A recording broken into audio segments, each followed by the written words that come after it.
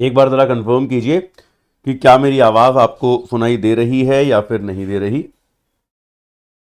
एक बार ज़रा कंफर्म करें कि क्या आप लोग मेरी आवाज़ को सुन पा रहे हैं या फिर नहीं सुन पा रहे। कृपया जल्दी से कंफर्म करें कि क्या मेरी आवाज़ आपको सुनाई दे रही है या फिर नहीं दे रही।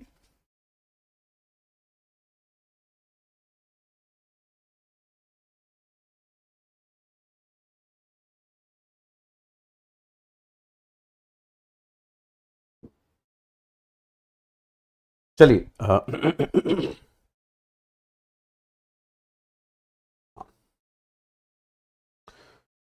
All clear. चलिए नमस्कार, बहुत बहुत स्वागत है आप सभी का अनअकैडमी में। मेरा नाम है अतुल जैन और जैसा कि आप लोग जानते हैं रोज सुबह 9 बजे आपके सामने आज के दिन का द हिंदू समाचार पत्र लेकर आता हूं। तो आज है 10 मई और भाई चलिए एक बार आज के दिन का जो द हिंदू समाचार पत्र है उसके साथ हम अपनी शुरुआत करते हैं अपनी आज की इस क्लास की, आज की इस चर्चा की। चलिए पहले आज का अखबार देख लेते हैं। तो तो भाई भारत और पाकिस्तान के बीच का जो युद्ध है, जो चर्चा, जो एक विवाद चल रही है, वो विवाद जो है बढ़ता ही जा रहा है। कल दूसरा दिन था लगातार जब पाकिस्तान की ओर से भारत के कई शहरों पर हमला करने की एक बार दोबारा कोशिश की गई। मेरे ख्याल से आप सभी को अब तक इस बात का अंदाजा हो गया होगा और अब तक तो हर जगह इस तरह की खबरें आ रही हैं कि अब लगता है कि पाकिस्तान जो है वो पूरी तरह से भारत के शहरों पर, भारत के जो सिविलियन इलाके हैं वहां पर भी हमला करने की कोशिश कर रहा है। कल ये जानकारी मिली कि कई सारे हवाई अड्डों पर, कई सारे एयरपोर्ट्स पर, उत्तर और पश्चिम भारत के कई सारे हवाई अड्डे, चाहे वो श्रीनगर का हवाई अड्डा हो, चाहे वो आपका पठानकोट में जो एयरबेस है उधर हो, या फिर आपका जम्मू का जो सिविलियन हवाई अड्डा भी है, वहां पर भी पाकिस्तान ने किसी न किसी तरह से हमला करने की कोशिश की। ये हमले विफल कर दिए गए। लेकिन युद्ध की जो इंटेंसिटी है, युद्ध की जो एक, जिसको हम कह सकते हैं तीव्रता है, वो लगातार बढ़ती जा रही है। तो इसके बारे में हम थोड़ी चर्चा करेंगे। ऑब्वियसली जब तक ये चलेगा तब तक पहली खबर जनरली यही रहेगी। इससे बड़ी खबर क्या हो सकती है? आपका देश अगर युद्ध पे है और उसके क्षेत्रों पर, ठिकानों पर लगातार हमला किया जा रहा है, तो उससे बड़ी खबर कुछ और हो इसकी संभावना बहुत कम है। ठीक है, चलिए तो एक बार इस भारत पाकिस्तान के युद्ध की वर्तमान में जो दशा है इसके बारे में हम लोग चर्चा करने की कोशिश करेंगे, थोड़ा सा समझेंगे कि इसमें क्या हो रहा है और क्या नहीं हो रहा। सुप्रीम कोर्ट ने अपना एक ऐतिहासिक डिसीजन दिया है जिसमें सुप्रीम कोर्ट ने कहा है कि भाई न्यायालय को मीडिया को यह बताने का कोई अधिकार नहीं है कि आप क्या कंटेंट छापें और क्या कंटेंट हटा दें। तो मीडिया को कौन सा कंटेंट हटाना चाहिए और कौन सा नहीं, यह बताना न्यायपालिका का काम नहीं है। सुप्रीम कोर्ट ने अपने ऐतिहासिक जजमेंट में, जो कि विकीमीडिया के पक्ष में गया है, यह कहा है। क्यों कहा है, क्या कॉन्टेक्स्ट था, इसके बारे में आपको जल्दी से बता दूंगा। हमारे पड़ोसी देश पाकिस्तान को, जिसके साथ हमारा इस समय युद्ध चल रहा है, उनको आईएमएफ की एक मदद मिल गई है। आईएमएफ ने उनको, जो उनकी लोन की एप्लीकेशन थी जिसमें उन्होंने ऋण मांगा हुआ था आईएमएफ से, उस ऋण की आवेदन को, उस ऋण की एप्लीकेशन को आईएमएफ ने स्वीकार कर लिया है। भारत ने इसका कड़ा विरोध किया, लेकिन उसके बाद भी आईएमएफ ने यह एप्लीकेशन स्वीकार कर ली। वहां पे क्या हुआ, क्या प्रक्रिया होती है, इसके बारे में आपको जल्दी से बताऊंगा। एक दक्षिण एशिया में मीडिया की स्वतंत्रता को लेकर एक रिपोर्ट आई है, जो कि न सिर्फ भारत बल्कि पाकिस्तान और बाकी देशों में भी, जो दक्षिण एशिया के सारे देश हैं, यहां पर मीडिया की स्वतंत्रता को लेकर यह रिपोर्ट चिंता व्यक्त करती है और कहती है कि दक्षिण एशिया में मीडिया की स्वतंत्रता में बहुत भारी गिरावट आई है। मीडिया की स्वतंत्रता बहुत ही समस्याप्रद हो चुकी है। ठीक है, इसके बारे में थोड़ी सी चर्चा करने की कोशिश करेंगे कि किस तरह से मीडिया पे दबाव जो है लगातार बढ़ता जा रहा है, किस तरह से मीडिया अपना काम ठीक से नहीं कर पा रही है। केरल में एक बार फिर से निपाह वायरस का एक मामला सामने आया है। तो निपाह वायरस के फैलने के जो कई प्रकार होते हैं उसकी चर्चा करता है ये संपादकीय। थोड़ा सा समझेंगे क्या सतर्कता और सावधानी की आवश्यकता है, इसके बारे में भी हम लोग जानेंगे। ये वाला आर्टिकल जो है वो एक बार फिर से हीट वेव की बात करता है कि भाई किस तरह से बहुत ज्यादा गर्मी इस साल, जैसा हमने देखा कि अप्रैल के महीने से ही भीषण गर्मी पड़नी शुरू हो गई, और किस तरह से इस गर्मी से हम लोग को अपने वर्किंग क्लास को बचाना होगा। कि यार देखिए, आमतौर पे गर्मी से सबसे ज्यादा प्रभावित जो होता है वो मजदूर होता है। उस मजदूर को गर्मी से बचाने के लिए योजनाएं बनानी पड़ेंगी, ये बात ये आर्टिकल कहता है। तो इसके बारे में हम जल्दी से चर्चा करेंगे। आज शनिवार है तो बहुत सारे फीचर आर्टिकल्स हैं, जो ग्राउंड जीरो टाइप की रिपोर्ट्स होती हैं, जो कि आमतौर पे केस स्टडी जैसी हैं, हमारे लिए उतनी काम की नहीं है। हाँ जी, और यहाँ पर कुछ है नहीं, इधर कुछ नहीं आज लग रहा है। कई सारी खबरें। हाँ, एक खेलों से आज एक खबर है, आईपीएल जो है भारत का एक जो क्रिकेट का जो लीग टूर्नामेंट होता है, क्रिकेट का जो लीग टूर्नामेंट होता है आईपीएल, उसको रद्द कर दिया गया है एक हफ्ते के लिए। अभी के लिए एक सप्ताह के लिए रद्द किया गया है, लेकिन वो आगे और भी रद्द किया जा सकता है। ये उसका रद्द करने की प्रक्रिया जो है ये अनिश्चित काल के लिए भी हो सकती है। देश में सुरक्षा की स्थिति को देखते हुए ऐसा किया गया है। इसके बारे में भी हम लोग जल्दी से चर्चा करेंगे। वो अच्छा, आज ये अभी तक हमने खोला नहीं है। अच्छा, कल को मेरी एक इकोनॉमिक्स की मैराथन क्लास थी 6.5 घंटे की। आप लोगों ने देखी या नहीं देखी? अगर देखी तो बताइए समझ में आया कि नहीं आया। अभी पूरी खत्म हम नहीं कर पाए, जो हमारा टारगेट था। हम अब लगता है मुझे उसमें 3 घंटे के आसपास का समय और चाहिए, तो एक छोटा सा हिस्सा उसका और करेंगे आने वाले वीक में, ठीक है। तो अब जो आने वाला वीक है इसमें कभी भी हम एक डेट तय कर लेंगे, और आने वाले किसी भी दिन जो है, अब क्या आज 10 तारीख तो हो ही गई, कल 11 संडे है, तो 12, 13, 14, 15, क्योंकि 16 को शायद मेरी एक और मैराथन शेड्यूल्ड है, तो वो मैं आपको बताऊंगा। लेकिन उस बीच में हम कभी ना कभी एक ये एनसीईआरटी के मैराथन का पार्ट 2 करेंगे। उसमें हम क्या करेंगे, जो हमारी बची हुई एनसीईआरटीज हैं, क्योंकि हमने कल फोकस किया 11 और 12 की एनसीईआरटी पहले कर लें, वरना एक आध बार, मतलब पिछले संस्थान में मैंने एनसीईआरटी कराई थी, मैंने 9th से शुरू किया था, तो 9th और 10th की आसान एनसीईआरटी में बहुत ध्यान और टाइम लग गया। 11th 12th की जो थोड़ी जटिल एनसीईआरटी है उन पर टाइम लग नहीं पाया फिर हमारा, तो इसलिए कल मैंने उल्टा शुरू किया। कल मैंने 11th से शुरू किया, 11th और 12th मैंने लगभग 11th पूरा करा दिया, 12th जो है वो मेजरली हो गया है, और अब 12th का थोड़ा सा बचा हुआ भाग है। फिर 9th 10th तो बहुत सरल है, 9th 10th एकदम फटाफट हो जाएगा। 9th तो बहुत ही आसान है, एकदम बच्चों वाली किताब है। 10th फिर भी थोड़ा सा उसमें कुछ पढ़ने की चीजें हैं, मतलब आप देखेंगे वैसे भी 10th और 11th काफी मिलता जुलता है, 10th और 12th काफी मिलता जुलता है, तो वो बहुत जल्दी हो जाएगा। तो आपने अगर नहीं देखा तो पहले तो एनसीईआरटी के लेक्चर को देख लीजिएगा। 6.5 घंटे का लेक्चर है कुल मिला के, मतलब एक तरह से टारगेट हमारा ये है कि 10 घंटे के आसपास का लेक्चर हो, जिसमें आपकी सारी एनसीईआरटी खत्म हो जाए। मतलब आपको एनसीईआरटी करनी है तो बस वो एक 1 शॉट लेक्चर है, आप देख लो, खत्म हो जाएगा, और कुछ नहीं करना आपको। तो आपने नहीं देखा तो उसको देख लीजिएगा। और अभी उसका दूसरा भाग हमें करना होगा। वो दूसरा भाग जो है मैं जल्दी ही इस बार देर नहीं करूंगा।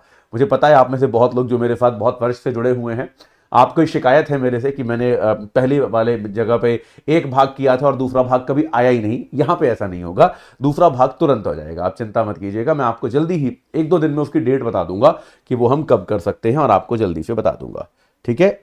हाँ जी, चलिए। तो भाई आज क्या है, आज 10 मई है, जैसा कि हम लोग जानते ही हैं, हमारा 78वां एपिसोड है। अगर हम वर्ष के दिनों की बात करें तो यार 130 दिन इस वर्ष के अब हो चुके हैं।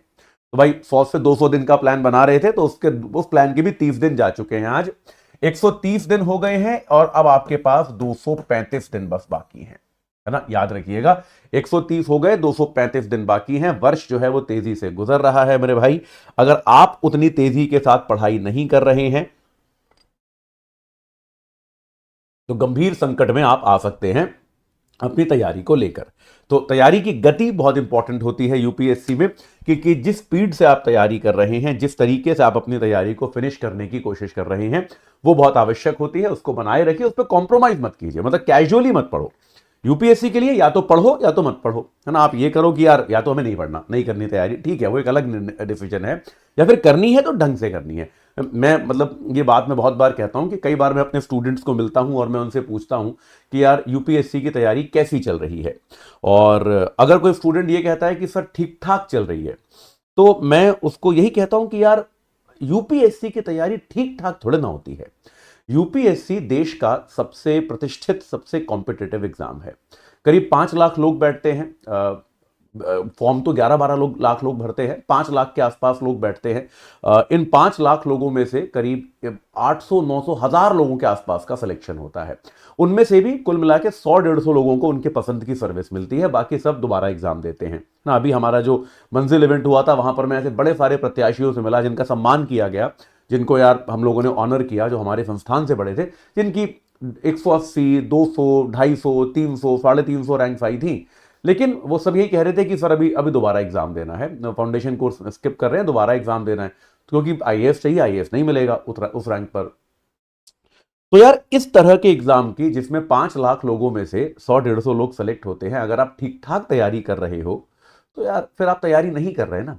इस एग्जाम की तैयारी या तो होती है या नहीं होती है ना। ठीक ठाक औसत सी तैयारी जो होती है वो कॉलेज के एग्जाम की होती है, औसत सी तैयारी सिविल सर्विसेज की नहीं होती। तो अपनी तैयारी में जो आपको ऊर्जा चाहिए, जो गति चाहिए, उसको बना के रखिए। अगर वो आप नहीं ला पा रहे हैं तो उसका तरीका ढूंढिए, उसका सोर्स ढूंढिए, अपने टीचर्स से बात कीजिए, जिससे भी बात करके आपको मोटिवेशन मिलता है वो कीजिए। लेकिन उसको बेसअप नहीं करोगे तो फिर नहीं कर पाओगे, ये बात आपको हमेशा याद रखनी है। चलिए, और अगर इस तैयारी की प्रक्रिया में आपको अनअकैडमी की मदद चाहिए तो याद रखिए कि भाई हमारा जो अब तक का हमारा जो सब्सक्रिप्शन है उसका अब तक का जो सबसे कम दाम है वो क्या है, 17,999 रुपए। 12 महीने का फ्री एक्सटेंशन, 12 महीने का एक फ्री एक्सटेंशन जो है इसको ये आपको मिल सकता है। और आपको ये सब कैसे मिलेगा, अगर आप अतुल जैन कोड लगाएंगे। और भाई इस वाले ऑफर का आज लास्ट डे है, 10 तारीख शुरू से हमने लिखा हुआ था, तो आज जो है इसका लास्ट डे है। याद रखिएगा, अतुल जैन कोड लगा दीजिए। इसमें आपकी प्रीलिम्स, मेंस, इंटरव्यू सबकी तैयारी हो जाएगी। प्री की टेस्ट सीरीज, मेंस की टेस्ट सीरीज, आपके आंसर इवैल्यूएशन, सब कुछ आपका, पूरा सीसैट, सब कुछ आपका इसके अंतर्गत हो जाएगा। तो आज ही अतुल जैन कोड लगाकर जुड़िए। इसमें किसी प्रकार का कोई इंतजार कोई मत कीजिए। मतलब मैं बार बार ये बात कहता हूं कि आपको अगर कोचिंग नहीं करनी वो एक अलग निर्णय है, लेकिन अगर आपको कोचिंग करनी है तो हिंदुस्तान में आपको अनअकैडमी से बेहतर विकल्प नहीं मिलेगा, ये बात तय है। ठीक है, हमारे नए बैचेस शुरू हुए हैं हिंदी भाषा में, हम जानते हैं, प्रारंभ 2026 के लिए और संभव 2027 के लिए। For the English medium students we have started with the Ignite batch for 2026 aspirants. और हमारे जो बाइलिंगुअल बच्चे हैं, बाइलिंगुअल विद्यार्थी हैं, उनके लिए मंजिल, आगाज और नींव, ये 3 बैच हम शुरू कर चुके हैं 2026, 27 और 28 के लिए। ठीक है, इसके अलावा हाँ, all India prelims mock test जो है ये आपका कब हो रहा है, ये फ्री टेस्ट होता है, याद रखिएगा। ये आपका कल होने वाला है, तो संडे को, और दिन में 2 बार होगा, याद रखिएगा। इसमें आपका जीएस का पेपर होगा 9:30 बजे से 11:30 बजे तक। भाई यूपीएससी का टाइमिंग जो है, सीसैट होगा 2:30 से 4:30 बजे। भाई 11 तारीख को यानी कि कल है, संडे को, अब 2 हफ्ते दूर रह गया है प्रीलिम्स। तो भाई जो है अब तो 11 हो गई ना, अगर डेट आगे नहीं बढ़ी तो 25 को प्रीलिम्स है। तो भाई ऐसे में जो है आप याद रखिए कि आप इस टेस्ट को जरूर दीजिए। टेस्ट सीरीज ना देना तो अपराध है यूपीएससी की तैयारी में। इनपुट आउटपुट वाली स्लाइड आप लोग जानते ही हो भाई, रोज दिखा रहा हूं आपको मैं। इतने घंटे हमारे यहां प्लस लेक्चर्स देखे हैं टॉपर्स ने, तो भैया ये टॉपर बन गए आदित्य अग्रवाल, ये तो सबको पता है कि अरे यार टॉपर है, क्या शानदार काम किया है ना। लेकिन उसके पीछे कितना परिश्रम लगा वो भी देखिए ना, कि 1002 घंटे के प्लस लेक्चर्स हमारे यहां देखे, 31 टेस्ट दिए। तो यार आप अगर ये इस तरह की चीजें करेंगे तो आपको सफलता मिलेगी, नहीं करेंगे तो फिर आराम करिए, कोई दिक्कत नहीं। उसका तो कोई मतलब मेहनत ना करने का तो कोई समाधान है नहीं यार। तो वो तो क्या कर सकते हैं, जिसको परिश्रम नहीं करना वो तो फिर जिंदगी में ऐश कर ही रहा है, तो आप भी कर सकते हैं, वो कोई दिक्कत नहीं है। मर्जी है मतलब आपकी। मैं आपको स्कूल में तो पढ़ाता नहीं कि मैं आपको मोटिवेट करूंगा, तो आपकी मर्जी है। आपको अगर लगता है कि आपको भी उस लिफ्ट में आना है, अपना जीवन सुधारना है, तो आपको वो परिश्रम करना पड़ेगा। अगर आपको नहीं करना तो फिर तो जिंदगी में ऐश करने के बहुत मौके हैं, उनमें से एक मौका आपने चुना है, ऐश कीजिए, कोई दिक्कत नहीं है। चलिए, अच्छा एक बात मैं कह दूं, क्योंकि काफी सारे बच्चे, आज 1-2 स्पष्टीकरण इस तरह के हैं, काफी सारे बच्चे ये मैसेज कर रहे हैं, काफी सारे बच्चे ये पूछ रहे हैं कि जो भारत पाकिस्तान का ये युद्ध चल रहा है, भारत पाकिस्तान का जो ये एक विवाद चल रहा है सीमा पर, क्या इसको लेकर यूपीएससी के प्रीलिम्स की परीक्षा को टाला जाएगा। मेरे को लगता है कि टाला जाएगा, मेरे को ऐसा लगता है, मेरा ये मानना है। क्योंकि शुरुआत में पहले 1 आध दिन मुझे ऐसा नहीं लगा, क्योंकि मुझे लगा कि छोटा मोटा विवाद जो है 1 दिन की झड़प होगी और खत्म हो जाएगा। लेकिन अब जिस तरह से विवाद फैल गया है, लगातार जो है ब्लैकआउट्स हो रहे हैं कई सारे शहरों में, तो मुझे ऐसा लगता है कि इस एग्जाम को शायद टाला जाएगा, और टालना भी चाहिए। क्योंकि देखिए यूपीएससी की परीक्षा की एक खासियत जो है वो क्या है, वो है लेवल प्लेइंग फील्ड, कि सबको बराबर का मौका ये परीक्षा देती आई है। ये इसका यूएसपी है कि भाई आप कहीं से भी हो, देश के किसी भी हिस्से से हो, आप हिंदी भाषी हो, अंग्रेजी भाषी हो, तमिल भाषी हो, गुजराती भाषी हो, सबको बराबर मौका ये परीक्षा देती है। तो ऐसे में जो हमारे बच्चे, हमारे विद्यार्थी, हमारे स्टूडेंट्स जो बॉर्डर एरियाज में रहते हैं, और बॉर्डर एरिया में ऐसा नहीं कि किसी एक आध शहर में हो रहा है, आप देखेंगे तो जम्मू कश्मीर से शुरू करके राजस्थान, गुजरात तक के बॉर्डर पे किसी ना किसी प्रकार की सैन्य एक्टिविटी चल रही है।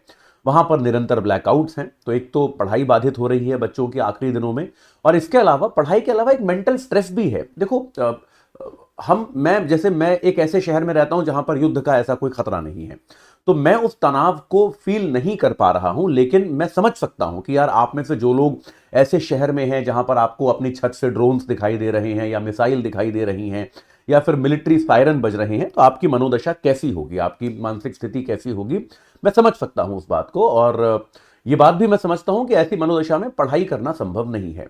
तो यूपीएससी मेरे ख्याल से इस एग्जाम को आगे बढ़ाएगी, ऐसा मुझे लगता है। कुछ इस तरह के कैंपेन्स भी शुरू हो गए हैं। कोई कैंपेन मेरे पास आएगा तो मैं भी उसका समर्थन करूंगा। यहां पर आप लोगों को मैं स्पष्ट तौर पे कहता हूं कि मेरा पूर्ण समर्थन है कि यूपीएससी इस परीक्षा को कुछ सप्ताह के लिए अभी आगे बढ़ा दे। अगर इसको 25 मई किया गया है अभी, तो इसको जुलाई वगैरह में कभी शिफ्ट कर दे। मतलब ये एक असाधारण दशा है, मुझे पता है कि यूपीएससी का एक बड़ा टाइट कैलेंडर होता है, लेकिन यार एक असाधारण परिस्थिति है, तो असाधारण परिस्थिति में हमको असाधारण कदम उठाने चाहिए। तो आप में से जो भी लोग ये कहते हैं कि यूपीएससी को बदलना चाहिए कि नहीं, मेरा पूर्ण समर्थन है ना, मैं एकदम खुल के समर्थन कर रहा हूं कि मेरे को नहीं लगता कि 25 मई को इस बार ये परीक्षा अब होनी चाहिए। आखिरी दिनों में बच्चे बहुत रिवीजन करते हैं, ऐसे में अगर वो युद्ध के स्ट्रेस में है तो फिर निश्चित तौर पर ये उनके साथ अनफेयर होगा और जो लेवल प्लेइंग फील्ड वाली हम बात करते हैं बार बार, वो खत्म हो जाएगी। ये मैं एक बार स्पष्ट कर देता हूं ताकि आप लोग बार बार ना पूछें मेरे से, ठीक है। मेरा एकदम खुल के क्लियर ये स्टैंड है। अब कोई यूपीएससी मेरी तो सुनेगी नहीं, लेकिन अगर कोई देख रहा हो इस कार्यक्रम को, कोई देख रहा हो भाई कोई यूपीएससी का पदाधिकारी, तो वो ये कम्युनिकेशन वहां पर भेज सकता है। ईमेल आईडी है यूपीएससी के कई सारे, आप लोग भी उस पर ईमेल कर सकते हैं, मैं टेलीग्राम पर डाल दूंगा। उन ईमेल आईडीज पर आप लोग भी ईमेल कीजिए, यूपीएससी से आग्रह कीजिए अगर आप चाहते हैं कि एग्जाम आगे बढ़े, कि वो इस कारण से एग्जाम को आगे बढ़ाए। लेकिन जब तक नहीं बढ़ रहा है, 25 तारीख ही मानकर चलिए कि 25 को परीक्षा है, लेकिन संभावना है कि एग्जाम आगे बढ़ सकता है।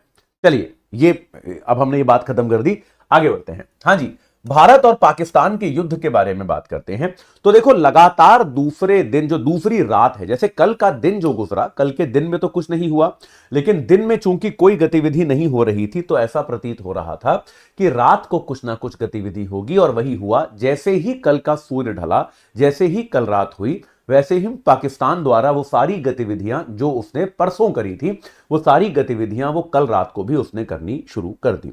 लगातार दूसरे दिन पाकिस्तान ने भारत की सीमा पार जो है ड्रोन से हमला जारी रखा। तो इस बार पाकिस्तान क्या कर रहा है कि हमले जो कर रहा है वो अपने फाइटर जेट्स इत्यादि से करने की बजाय ड्रोन्स से कर रहा है। ड्रोन्स एक तो बड़ी संख्या में यूज किए जाते हैं, और ये सामान्य ड्रोन्स नहीं है, ये हथियार बंद ड्रोन्स है। ये ड्रोन्स अपने साथ हथियार लेके आते हैं और वहां पर धमाके करने की कोशिश करते हैं। तो पाकिस्तान ने क्या किया, कई सारे भारतीय शहरों पर हमले की कोशिश करी है। तो अब तक यह कहा जा रहा है कि 26 भारतीय शहर जो है, वहां से इस बात की पुष्टि की गई है कि उनके आकाश में ड्रोन देखे गए हैं। उनके आकाश में जो है पाकिस्तानी ड्रोन किसी ना किसी प्रकार का हमला करने की कोशिश कर रहे हैं। ऐसा हमने 26 ड्रोन 26 शहरों में कंफर्मेशन हमारे पास आया है। जैसे जम्मू हो गया, श्रीनगर, पठानकोट, फिरोजपुर, राजौरी, अवंतीपुरा वगैरह, इन सभी राज्यों में, इन सभी शहरों में हमलों के प्रयास जो है वो किए गए हैं। अगर आप भी किसी ऐसे शहर से हैं जहां पर आप जो है भाई ड्रोन जो है, अगर आप भी किसी ऐसे शहर से हैं जो ड्रोन्स मतलब जहां पे आपने ड्रोन्स देखे हैं अपनी छत वगैरह से, तो आप बताइए एक बार कमेंट सेक्शन में।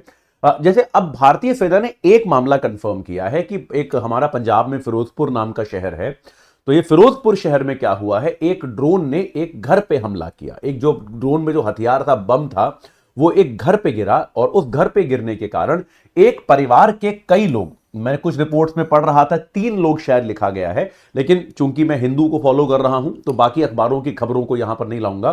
कुछ जगहों पे 3 या 4 लोगों के घायल होने की खबर छापी गई है कि और ये भारतीय सेना ने पुष्टि करी है इस बात की कि फिरोजपुर में एक जगह ड्रोन ने हमला किया है, जिसके कारण एक ही परिवार के 3 या 4 लोग जो हैं उनके घायल होने की खबर है। गंभीर रूप से कई लोग घायल हो गए हैं। तो यह बात क्लियर है कि पाकिस्तान जो है वो अब भारत के सैन्य ठिकानों और साथ के साथ भारत का जो सिविलियन इंफ्रास्ट्रक्चर है, जहां पर हमारे आम लोग रहते हैं ना, हमारी आम जनता जहां पर रहती है, वहां पर भी पाकिस्तान अब हमला करने का प्रयास कर रहा है। जो कि मतलब आप पाकिस्तान से इस तरह की चीजों की अपेक्षा कर सकते हो, लेकिन आमतौर पर कोई भी सभ्य देश इस तरह की चीजें नहीं करता है। भारत का जो एयर डिफेंस सिस्टम है, हाँ, भारत का जो एयर डिफेंस सिस्टम है वो इन सभी हमलों को विफल करता आ रहा है, ये बात क्लियर है। देश के कई हिस्सों में, इनफैक्ट सीमावर्ती ज्यादातर जिलों में आपने कल ऐसा देखा होगा कल अगर आप रात को टीवी चैनल्स भी देख रहे होंगे तो देख रहे होंगे क्योंकि जो स्थानीय संवाददाता थे वो भी अपनी जो कवरेज कर रहे थे वो अंधेरे में कर रहे थे, आप उनको देख नहीं पा रहे थे, केवल उनकी आवाजें सुन पा रहे थे। वो इसलिए हो रहा था क्योंकि ज्यादातर शहरों में ब्लैकआउट कर दिया गया था। प्रशासन ने पूरी तरह से अंधेरा करने का आदेश दिया, हर जगह की लाइटें बुझा दी गई। अगर कोई व्यक्ति गाड़ी भी चला रहा था तो गाड़ी चलाने वाले व्यक्ति को भी कहा गया कि आप अपनी हेडलाइट्स को बुझाकर ही गाड़ी चलाइए। जम्मू कश्मीर के मुख्यमंत्री उमर अब्दुल्ला कल जम्मू चले गए थे, श्रीनगर से जम्मू में जो नुकसान हुआ था उसका जायजा लेने के लिए वो जम्मू चले गए थे। उन्होंने भी कई सारे ट्वीट किए। उन्होंने कहा कि भाई जम्मू में पूरी तरह से ब्लैकआउट की स्थिति जो है वो देख पा रहे हैं, और ब्लैकआउट की इस स्थिति को देखने के साथ साथ वो क्या देख पा रहे हैं कि भाई किस तरह से प्रशासन जो है वो लाइट्स वगैरह बंद करके लोगों को वापस भेज रहा है। और उन्होंने भी लोगों से अपील की कि भाई आप कहीं भी अगर जम्मू में सड़कों पे हैं तो कृपया अपने घर लौट जाइए। अगर घर से दूर हैं तो आसपास किसी दूसरे के घर में चले जाइए, किसी बंकर में चले जाइए, किसी सरकारी दफ्तर में चले जाइए, लेकिन बाहर सड़कों पर ना रहें, सुरक्षित नहीं है। ठीक है, तो और निरंतर धमाकों की आवाज आ रही थी, ये बात क्लियर है। अच्छा, एक और बड़ी इंटरेस्टिंग चीज कल हमको देखने को मिली कि अगर हमको लगता है कुछ कुछ ऐसा लग रहा है कि पाकिस्तान इस बार थोड़ा नियोजित युद्ध करने आया है। मतलब जैसा हमको ऐसा लगा ना कि हमने हमला किया और पाकिस्तान जो है वो उनका जवाब दे रहा है, बस कुछ कुछ रिटेलिएट कर रहा है। कई बार ऐसा भी लग रहा है कि ऐसा भी नहीं है, कि पाकिस्तान की अगर आप योजना देखें तो ऐसा लगता है कि वो ये सब कुछ योजनाबद्ध तरीके से कर रहा है, कुछ ना कुछ एक स्कीमिंग भी उसने इस बार करी है।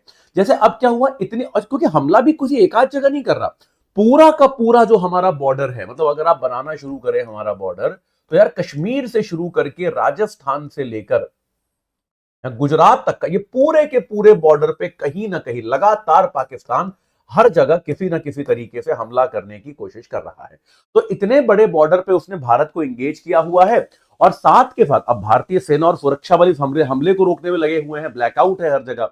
इसका फायदा उठाकर क्या किया जा रहा है, इसका फायदा उठाकर पाकिस्तानी आतंकवादी जो है वो भारत में घुसपैठ की भी कोशिश कर रहे हैं। तो कई सारे जो एजेंसीज हैं उन्होंने भारत को यह भी चेतावनी दी है कि इस पर भी नजर रखिए कि ऐसा ना हो कि पाकिस्तान का ये तो युद्ध का केवल एक भाग है, दूसरा भाग ये हो जाए कि देश में ये हमलावर घुस जाएं, देश में आतंकवादी घुसपैठिए घुस जाएं, और उसके बाद देश में अलग अलग हमले करने शुरू कर दें, जैसे वो फिदायीन हमले देश में करते थे ना ये लोग, तो उस तरह के हमले करने ना शुरू कर दें। ऐसा एक मामला कल पकड़ा गया। तो भाई कई कई जगहों पर घुसपैठ की कोशिश की जा रही है। तो कल बीएसएफ ने क्या किया, कश्मीर में ऐसी एक घुसपैठ की कोशिश विफल की और 7 आतंकवादी जो घुसने की कोशिश कर रहे थे उनको मार गिराया। तो यार ये एक जटिल समय है, ये एक गंभीर समय है। इसको जो है इस पर हमें थोड़ा सा और सचेत रहने की आवश्यकता है, भारत सरकार को भी, भारत के नागरिकों को भी। एक चीज जो मैं निश्चित तौर पे कह सकता हूं कि पाकिस्तान द्वारा निरंतर किया जा रहा ये जो उल्लंघन है, ये भड़काऊ तो अब है, मतलब अब आपने हमारे पास विकल्प नहीं छोड़ा। बहुत सीधी सीधी बात है ना। देखो मैंने आपको मैं रोज बता रहा हूं ये बात हमेशा याद रखनी है कि हमने नॉन रिटेलिएटरी हमला किया था। हमारा जो हमला था वो क्या था, वो नॉन रिटेलिएटरी था। हमने ना तो आपके सैन्य ठिकानों पे हमला किया था, हमने ना ही आपके सिविलियन ठिकानों पे हमला किया था, हमने आपके आतंकी ठिकानों पे हमला किया था। तो हमारा हमला पूरी तरह से नॉन रिटेलिएटरी था। उसके जवाब में आप क्या कर रहे हैं, आप हमारे सैन्य ठिकानों पे हमला करना शुरू किया, अब आप हमारे सिविलियन इंफ्रास्ट्रक्चर पे हमला कर रहे हैं। तो यार अगर आप ऐसा करोगे तो अब हमारे पास उसका जवाब देने के अलावा विकल्प नहीं है। ये बात सही है कि नहीं है भाई? अब आप हमारे सैनिकों पर हमला करोगे या हमारे सिविलियंस पे हमला करोगे तो हमको जवाब देना ही पड़ेगा। तो पाकिस्तान जो है उसने इसको एक पूर्ण युद्ध की शक्ल दी है। हमने खाली आतंकवादियों पे हमला किया था, इसको पूर्ण युद्ध की शक्ल देने की पूरी जिम्मेदारी किसी पर अगर जाती है तो वो पाकिस्तान पर जाती है, इसमें कोई डाउट नहीं है। इसके अलावा एक चीज और है, थोड़ा मुझे यह भी लगता है कि जिस स्केल और इंटेंसिटी के साथ पाकिस्तान ये हमला कर रहा है वो थोड़ा सा चौंकाने वाला है। जैसे मैं अपना व्यक्तिगत विचार ये बता सकता हूं कि कल मेरी कुछ और लोगों से बातचीत भी हो रही थी, उनका भी सबका यही मानना है कि मतलब पाकिस्तान कुछ ना कुछ करेगा ये लग रहा था, लेकिन लग रहा था कि छोटा मोटा कुछ एक आध एयर स्ट्राइक यहां वहां करने की कोशिश करेगा। इस तरह से पूरे सीमा पर लगातार इतने सारे भारतीय शहरों को स्ट्राइक करने की कोशिश करेगा पाकिस्तान, ये शायद हम में से किसी ने भी सोचा नहीं था। तो पाकिस्तान का ये जो हमला है ये अप्रत्याशित है, ये इसकी अपेक्षा नहीं की गई थी, लेकिन भारतीय सेना इसके लिए तैयार है, ऐसा प्रतीत होता है, क्योंकि हमला जो है वो ज्यादा सफल नहीं हो रहा है। तो खैर कुल मिला के अब ये सब चल रहा है, एक इंफॉर्मेशन वॉरफेयर भी चल रहा है, याद रखिएगा। बड़ी सारी ऊट पटांग खबरें आ रही हैं और ये ऊटपटांग खबरें फैलाने में हमारे प्यारे भारतीय मीडिया चैनल भी सबसे आगे हैं। कि भाई कोई मीडिया चैनल कह रहा है कि भारत ने इस्लामाबाद पे कब्जा कर लिया है, कोई कह रहा है भारत ने लाहौर पे कब्जा कर लिया है, कोई कह रहा है हमने रावलपिंडी पे कब्जा कर लिया है। पाकिस्तान भी इस तरह की खबरें फैला रहा है, वो कह रहा है कि हमने जो कांदला हमारा भारत का पोर्ट है उसको पूरी तरह से जला दिया गया है। पाकिस्तान कह रहा है कि भारत में जोधपुर एयरपोर्ट को बम से उड़ा दिया। ये सब कुछ नहीं हुआ है ना। भारत वाले जो है, भारत का मीडिया जो बकवास कर रहा है वो भी गलत है, और पाकिस्तान का मीडिया जो बकवास कर रहा है वो भी गलत है। तो इस तरह के किसी भी बकवास को ना सुने, इस तरह की किसी भी बेकार की चीज पर विश्वास ना करें। क्रेडिबल जो एक सही स्रोत है वहां से जो खबरें आ रही हैं केवल उन पर भरोसा करें, है ना। और जब मैंने आपसे पहले दिन आपको संकल्प दिलवाया था वो क्या था, अगले 8-10 दिन तक, 7 दिन कहा था मैंने क्योंकि मुझे लगा था एक आध दिन में वॉर खत्म हो जाएगा, लेकिन चलिए 7 दिन ही पकड़ के चलिए। 7 दिन तक कोई फॉरवर्ड मत कीजिए किसी को भी, ना अच्छा ना बुरा। भारत की जीत की खबर भी फॉरवर्ड मत कीजिए, कहीं पर हमें नुकसान हुआ है उसकी खबर भी फॉरवर्ड मत कीजिए, कोई फॉरवर्ड मत कीजिए। जो जानकारी है अपने तक रखिए। अगले 7 दिन ये कर लो आप, ये देश का बहुत बड़ा सहयोग आप कर सकते हो। किसी भी तरह की मिस इंफॉर्मेशन को अगले 7 दिन तक मत फैलाओ, कोई फॉरवर्ड मत करो किसी भी तरह का। ये आप लोग इतना इतना सा काम तो आप लोग कर ही सकते हो। आप लोग यार पढ़े लिखे लोग हो, ये मैं मानता हूं। ठीक है, चलो आगे बढ़ते हैं। हाँ जी, अच्छा, अगला आर्टिकल मैंने खोल लिया था। तो अब आते हैं गर्मी और मजदूर पर। यार देखो, भारत में अप्रैल का जो महीना है, इस बार अप्रैल में ही दिल्ली में अगर आप देखें तो तापमान 41 डिग्री क्रॉस कर गया। आमतौर पे अप्रैल उतना गर्म नहीं होता,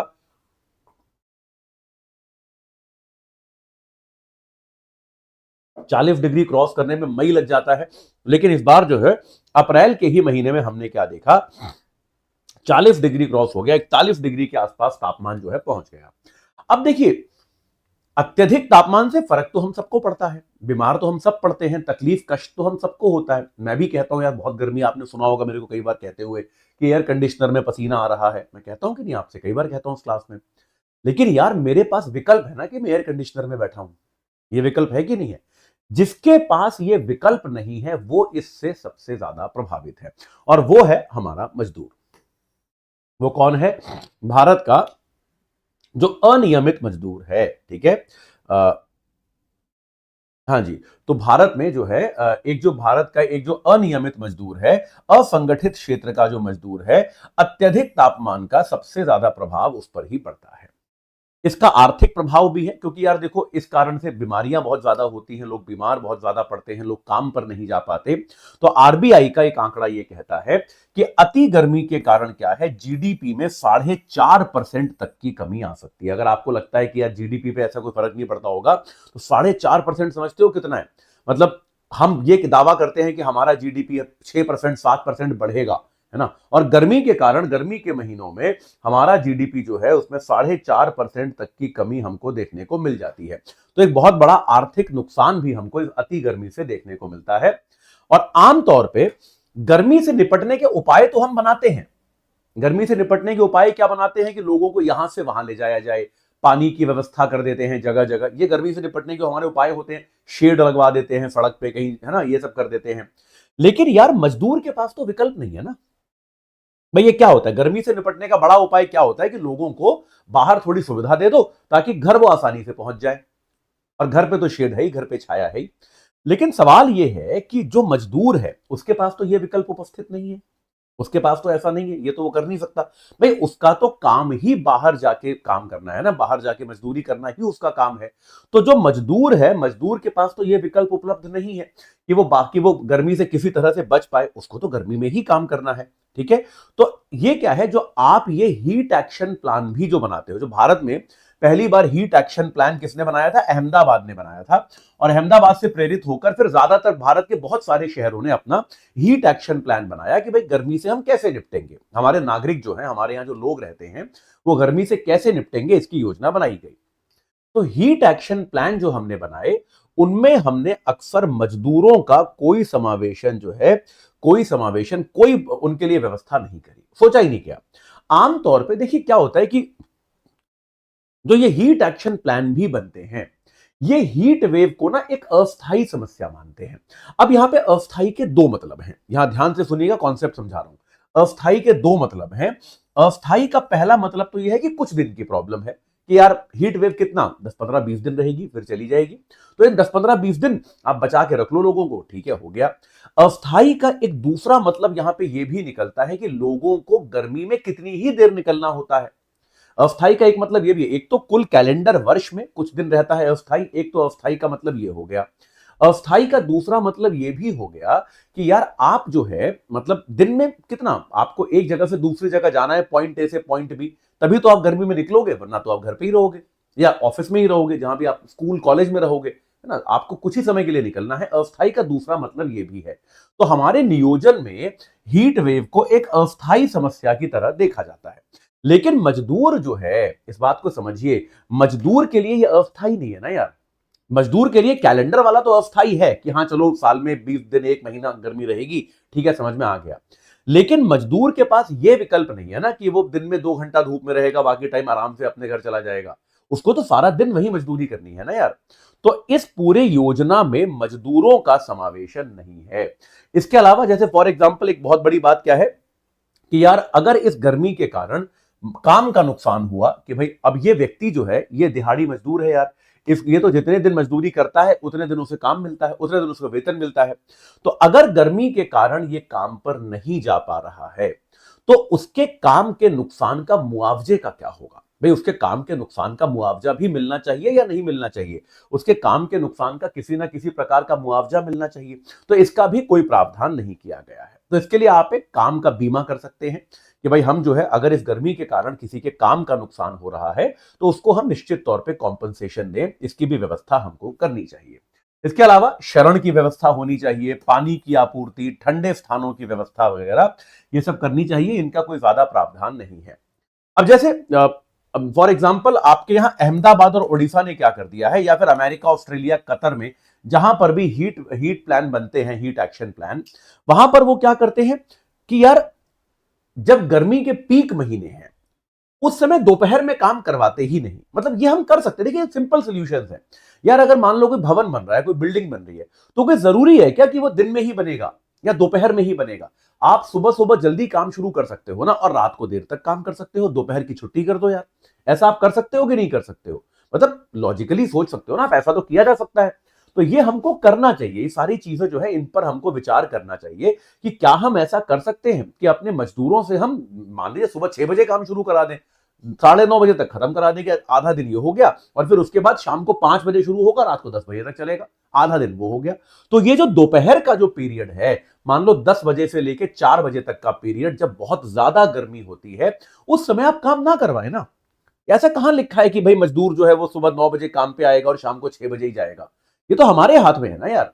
मतलब मैं तो इस बात का भी बहुत बड़ा पक्षधर हूं कि जब इतनी गर्मी होती है तो हमें स्कूलों का टाइम भी बदलना चाहिए। मैं देखता हूं अपने बिल्डिंग के बाहर, यहां मैं देखता हूं कि बच्चे आ रहे होते हैं स्कूल से यार दोपहर में 1:30-2 बजे, और इतनी गर्मी, सबके चेहरे लाल हो रखे होते हैं, पसीने से बेहाल हो रखे होते हैं बच्चे। क्या जरूरत है यार? आप आराम से बच्चों का स्कूल 10 बजे शुरू करो, उनको छोड़ो ना 4 बजे यार, क्या दिक्कत है? आप ऐसा कर सकते हो ना, या फिर और जल्दी शुरू करके और जल्दी छोड़ दो। मतलब आपको ये कोशिश हमें करनी चाहिए, अपने नियोजन में ये कोशिश करनी चाहिए कि गर्मी पे हमें जितना कम हमारे जनता उससे एक्सपोज्ड रहे, गर्मी से हम जितना ज्यादा जनता को बचा पाए उतना बेहतर है।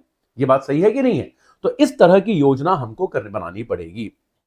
अब इसमें एक चीज क्या होती है कि भारत में एक बड़ी समस्या ये होती है कि एक तरह का जो हम कहते हैं कि अलग अलग विभाग जो हैं, अलग अलग मंत्रालय जो हैं, वो आइसोलेशन में काम कर रहे हैं। जैसे आपका श्रम मंत्रालय है, आपका पर्यावरण मंत्रालय है, शहरी विकास मंत्रालय है, और आपका स्वास्थ्य मंत्रालय भी हो गया इसमें। ये सारे मंत्रालय कायदे में साथ मिलकर इन्हें काम करना चाहिए, लेकिन हर मंत्रालय अलग अलग कुछ काम कर रहा है। एक कोऑर्डिनेशन की कमी है, मंत्रालयों के हिसाब से काम बिखरा हुआ है, कोई भी साथ मिलकर काम नहीं कर रहा है। तो इसमें कोऑर्डिनेशन की भी बहुत ज्यादा आवश्यकता है, इस कोऑर्डिनेशन की भी एक अनिवार्यता है, यह बात भी यहां पर कहा जाता है। ठीक है। इसके अलावा जब भी आप ऐसा कोई हीट एक्शन प्लान बनाएं तो उसमें मजदूरों के प्रतिनिधियों को भी शामिल करें। ये एक हमारे यहां बड़ी दिक्कत है।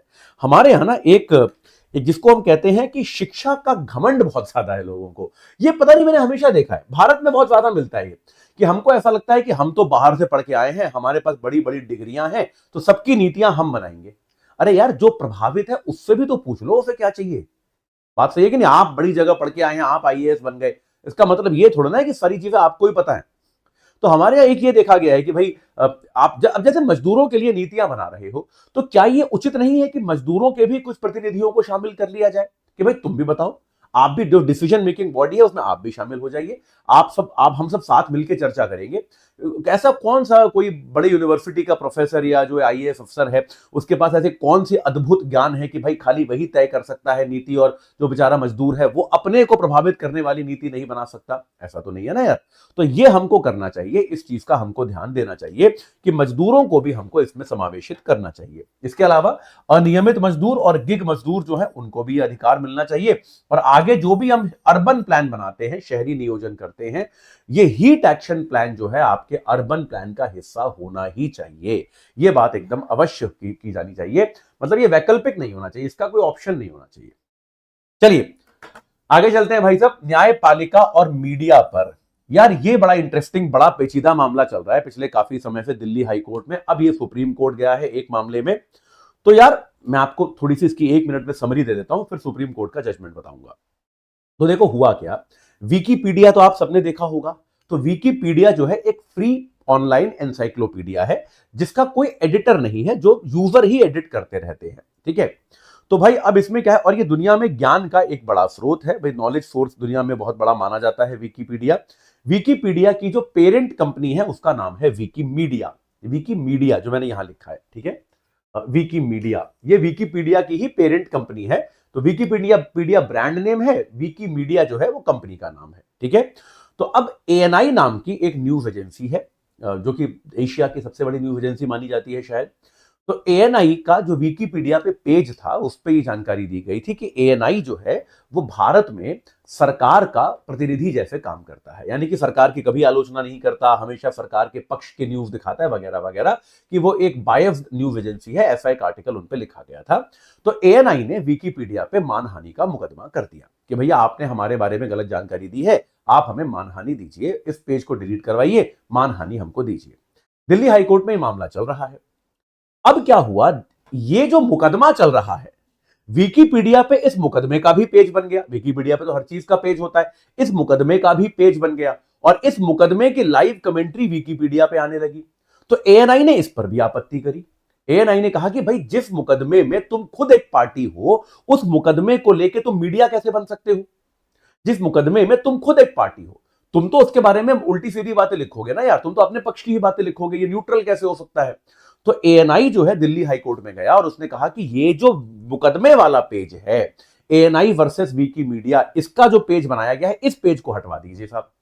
दिल्ली हाईकोर्ट ने इसके बाद विकीमीडिया को आदेश दिया कि हां ये वाला पेज जो है, इस पेज को आप हटा दीजिए। बात समझ में आई कि नहीं आई? एएनआई वाले पेज की बात नहीं कर रहा हूं, 2 पेजेस का मामला है। पहला तो एएनआई का जो पेज है वो है, और दूसरा जो एएनआई वर्सेस विकीमीडिया, ये वाला जो पेज है, इस वाले पेज की बात कर रहा हूं। तो इस वाले पेज को लेकर दिल्ली हाईकोर्ट ने कहा कि 36 घंटे का टाइम है, 36 घंटे में आप इस पेज को डिलीट कर दीजिए, 36 घंटे में जो है आप इस पूरे पेज को हटा दीजिए, यही आपके लिए उचित रहेगा। यह बात जो है दिल्ली हाईकोर्ट ने विकीमीडिया को कही। ठीक है जी, ये बात क्लियर है? ठीक है जी, ये बात क्लियर है? ये बात दिल्ली हाईकोर्ट ने कही। तो अब उसके बाद क्या हुआ, सुप्रीम कोर्ट ये मामला गया, विकीमीडिया इस मामले को लेकर सुप्रीम कोर्ट गया, जैसा कि जायज है, जाना ही था। तो विकीमीडिया इस मामले को लेकर सुप्रीम कोर्ट गया। तो कल सुप्रीम कोर्ट ने एक ऐतिहासिक निर्णय में कहा कि न्यायपालिका मीडिया को नहीं बता सकती है कि क्या कंटेंट हटाना होगा और क्या नहीं। तो सुप्रीम कोर्ट की बेंच ने यह कहा कि भाई ये जुडिशरी का काम नहीं है, हमको ये नहीं बताना है न्यायपालिका को कि कौन सा कंटेंट तुम्हें रखना है, कौन सा कंटेंट हटाना है, ये हमारा काम नहीं है। ठीक है, तो ये आपको बता चुका। तो दिल्ली हाईकोर्ट का जो जजमेंट था, जिसमें उन्होंने भाई ये पेज हटाने के लिए 36 घंटे की टाइमलाइन दी थी, सुप्रीम कोर्ट ने उस डिसीजन को रद्द कर दिया। अब देखिए इसमें क्या होता है ना, भारत में आपने पहले भी कई बार लोगों को कहते सुना होगा कि इस मामले पे कोई टिप्पणी नहीं करेगा क्योंकि ये मामला सब जुडिस है। ये सुना है कि नहीं सुना है? सब जुडिस क्या होता है? विचाराधीन मामला। ये आपने लोगों को कहते सुना है कि नहीं सुना कि इस मामले पे कोई टिप्पणी नहीं करेगा भाई, क्योंकि ये मामला अभी सब जुडिस है। सब जुडिस मतलब न्यायपालिका इस पर विचार कर रही है, अभी ये न्यायपालिका के विचाराधीन मामला है, ये सब जुडिस मामला है। ठीक है, ये अक्सर कहा जाता है। तो हाईकोर्ट, सुप्रीम कोर्ट ने यह भी कहा कि सबजूडिस मामले पर भी चर्चा करने, विचार विमर्श करने पे कोई पाबंदी नहीं है। देखिए, वैसे भी इस बात को समझिए कि सबजूडिस मामले का जो प्रतिबंध होता था वो तब होता था जब आपके यहां जूरी सिस्टम होता था। इसका लॉजिक समझिए। मेरे को पहले भी कभी सबजूडिस का लॉजिक बहुत ज्यादा समझ में नहीं आया। मैं एक सेकंड के लिए ये प्लग लगा के आता हूं, मेरी आवाज आती रहेगी आपको। हाँ जी, वरना मेरा ये सिस्टम ऑफ हो जाएगा। तो पहले भी मुझे कभी बहुत ज्यादा समझ में नहीं आया कि ये सबजूडिस मामले जो हैं, इन पर इस तरह का प्रतिबंध क्यों है। इसका कोई तर्क नहीं है, कोई लॉजिक नहीं है। सबजूडिस मामले जो है, उसका प्रतिबंध जो है वो तब होता था जब आपके यहां जूरी सिस्टम होता था। बात समझ रहे हैं? तो जूरी सिस्टम का मतलब यह है जब आपके यहां आम नागरिक निर्णय करता था, क्योंकि नागरिक जो है वो नागरिक लीगली ट्रेंड नहीं होता ना यार। अब आप और मैं हैं, हमने थोड़ा ना कानून पढ़ा है यार, तो हम मीडिया में जो छपेगा उससे प्रभावित हो सकते हैं। तो सबजूडिस का अंतर जो होता था वो आमतौर पर मीडिया, ये जो होता था इसके लिए होता था। लेकिन अब जब ट्रेंड जज होते हैं तो सब जूडिस सिस्टम पे भी चर्चा करो यार। जज को तो कानून की ट्रेनिंग है, मीडिया में कुछ भी छपे जज तो कानून के हिसाब से जजमेंट देगा। तो सुप्रीम कोर्ट ने यह भी कहा कि विचाराधीन मामले पर भी चर्चा करने का पूरा अधिकार है। आप न्यायपालिका की आलोचना भी कर सकते हैं कि न्यायपालिका मान लीजिए किसी सबजूडिस मामले पे जो कह रहा है उसको आप क्रिटिसाइज भी कर सकते हो, उसकी आप आलोचना भी कर सकते हो। बस आलोचना जो है वो तार्किक और वस्तुनिष्ठ होनी चाहिए, लॉजिकल आलोचना होनी चाहिए। जो मैं आपसे हमेशा कहता हूं, या आपसे मैं भी कहता हूं कि नहीं कहता, कि आप किसी भी चीज की आलोचना कर सकते हो, सरकार की भी आलोचना कर सकते हो, बस वो तार्किक होनी चाहिए। सरकार की आलोचना ऐसे ही मत करो, या किसी की भी आलोचना रैंडमली मत करो कि बस हमें पसंद नहीं है। ये कोई आलोचना नहीं है, तार्किक होनी चाहिए, वस्तुनिष्ठ होनी चाहिए। ठीक है? तो न्यायपालिका ने यह भी कहा कि कि जुडिशरी जो है वो किसी भी तरह के मीडिया हाउस पर किसी किसी केस की कवरेज पर तब रोक लगा सकती है, केवल एक ही केस है, अगर वो न्याय की प्रक्रिया में बाधक बन रहा हो। अगर न्यायपालिका को ऐसा लगे कि यार ये वाला न्यूज जो छप रहा है इससे न्याय की प्रक्रिया जो है उसमें बाधा पड़ रही है, तो बाधा पड़ने के कारण ही बस इसको रोका जा सकता है। अन्य कोई कंडीशन नहीं है जिसमें इसको रोका जा सकता है। हमको ये जो है मीडिया की स्वतंत्रता को अलाउ करना ही पड़ेगा। तो ये बहुत इंपॉर्टेंट जजमेंट है सुप्रीम कोर्ट का। अक्सर न्यायपालिकाएं जो है इस तरह के कवरेज पर रोक लगाती थी, अब सुप्रीम कोर्ट के इस आदेश के बाद उस तरह की रोक जो है वो नहीं लग पाएगी। ये बात एकदम स्पष्ट है।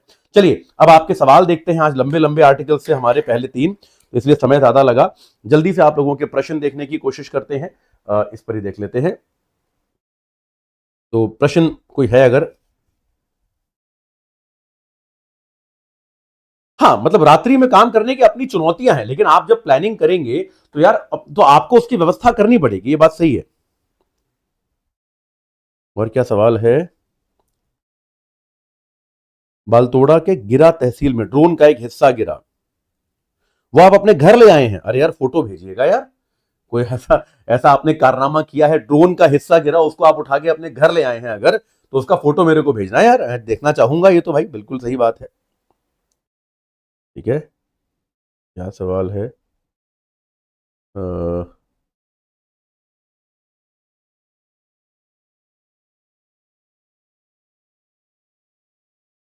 सांबा जिले में भी लोग स्पष्टता से देख पा रहे थे। हाँ, ये मैंने भी सुना है, मतलब काफी जगहों से ये खबरें आई हैं।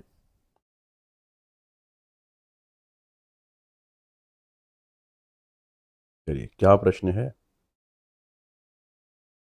लैटरल एंट्री, यार मुझे पता है अनपॉपुलर ओपिनियन है, मैं तो बहुत बड़ा समर्थक हूं लैटरल एंट्री का। मतलब उसमें वही है कि सरकार अपने फेवरेट लोगों को भर देगी, वो तो वैसे भी भर लेती है किसी ना किसी तरीके से। लेकिन यार मतलब बहुत अच्छा आइडिया है। मैं नहीं मानता कि सिविल सर्वेंट जो है वो केवल एक बार, एक जीवन में एक बार परीक्षा क्रैक करके बनना चाहिए।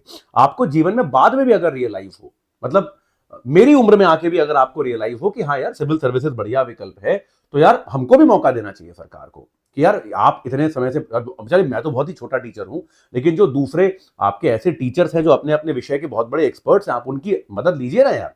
क्यों नहीं ले सकते? आप उनकी मदद ले सकते हैं। कॉलेज के प्रोफेसर हैं, आप उनकी मदद ले सकते हैं प्रशासन को चलाने में।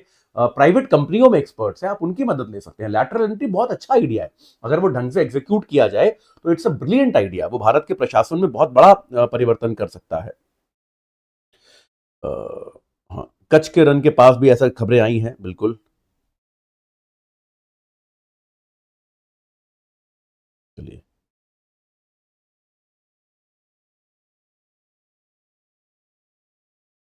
कोई सवाल दिख नहीं रहा, 2-3 लोग आपस में लड़ रहे हैं। गर्मी में सबके साथ साथ जानवरों के बारे में भी सोचना चाहिए। जानवरों के बारे में सोचने का तरीका तो हमने तब बंद कर दिया जब हमने तालाब खत्म कर दिए। यार आप देखो ना, जानवर जो है, जानवरों का सबसे बड़ा स्रोत जो होता है गर्मी में आराम का, वो होता है पानी के स्रोत। अब जहां तालाब थे, झील थी, वहां पर आपने बिल्डिंगें बना दी, तो अब जानवर कहां जाएं? इसीलिए आप देखेंगे कि जानवर वो परेशान घूमते रहते हैं। वरना आप देखिए ना, जानवर जो होते हैं वो एक गर्मी के मौसम में आप देखेंगे कि वो आराम से पानी के स्रोत के आसपास रहते हैं, वही पानी पीते रहते हैं, वो आराम करते रहते हैं। लेकिन तो हमको ध्यान देना चाहिए, ये बात भी सही है।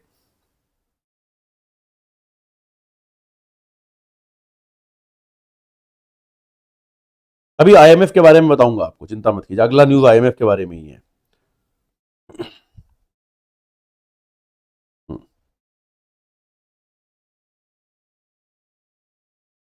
मीडिया ट्रायल बिल्कुल सही नहीं है, लेकिन उसके लिए मीडिया जो है उसको सेल्फ रेगुलेशन करना पड़ेगा। देखो, इस तरह की चीजों को ना रोकना बड़ा मुश्किल है। इस बात को समझिए कि मीडिया ट्रायल जो है मतलब थोड़ा कठिन है कि यार कहां तक मीडिया की कवरेज होती है और कहां मीडिया। अब जैसे मैं कल देख रहा था यार, वो कौन सा न्यूज चैनल है, जी न्यूज या एबीपी, पता नहीं कौन सा था, मैं नाम याद नहीं आ रहा मुझे। मैं आपने देखा ही होगा कि एंकर बैठी है, वो लिख रही है, लिखा है भारतीय सेना ने किया लाहौर पे कब्जा। अब यार ये किस तरह का की पत्रकारिता है? मतलब कहां कहां, ये क्या है? हम नहीं गए भाई वहां पे लाहौर पे कब्जा करने, हमारा कोई इरादा नहीं है लाहौर पे कब्जा करने का। क्या कर रहे हो आप?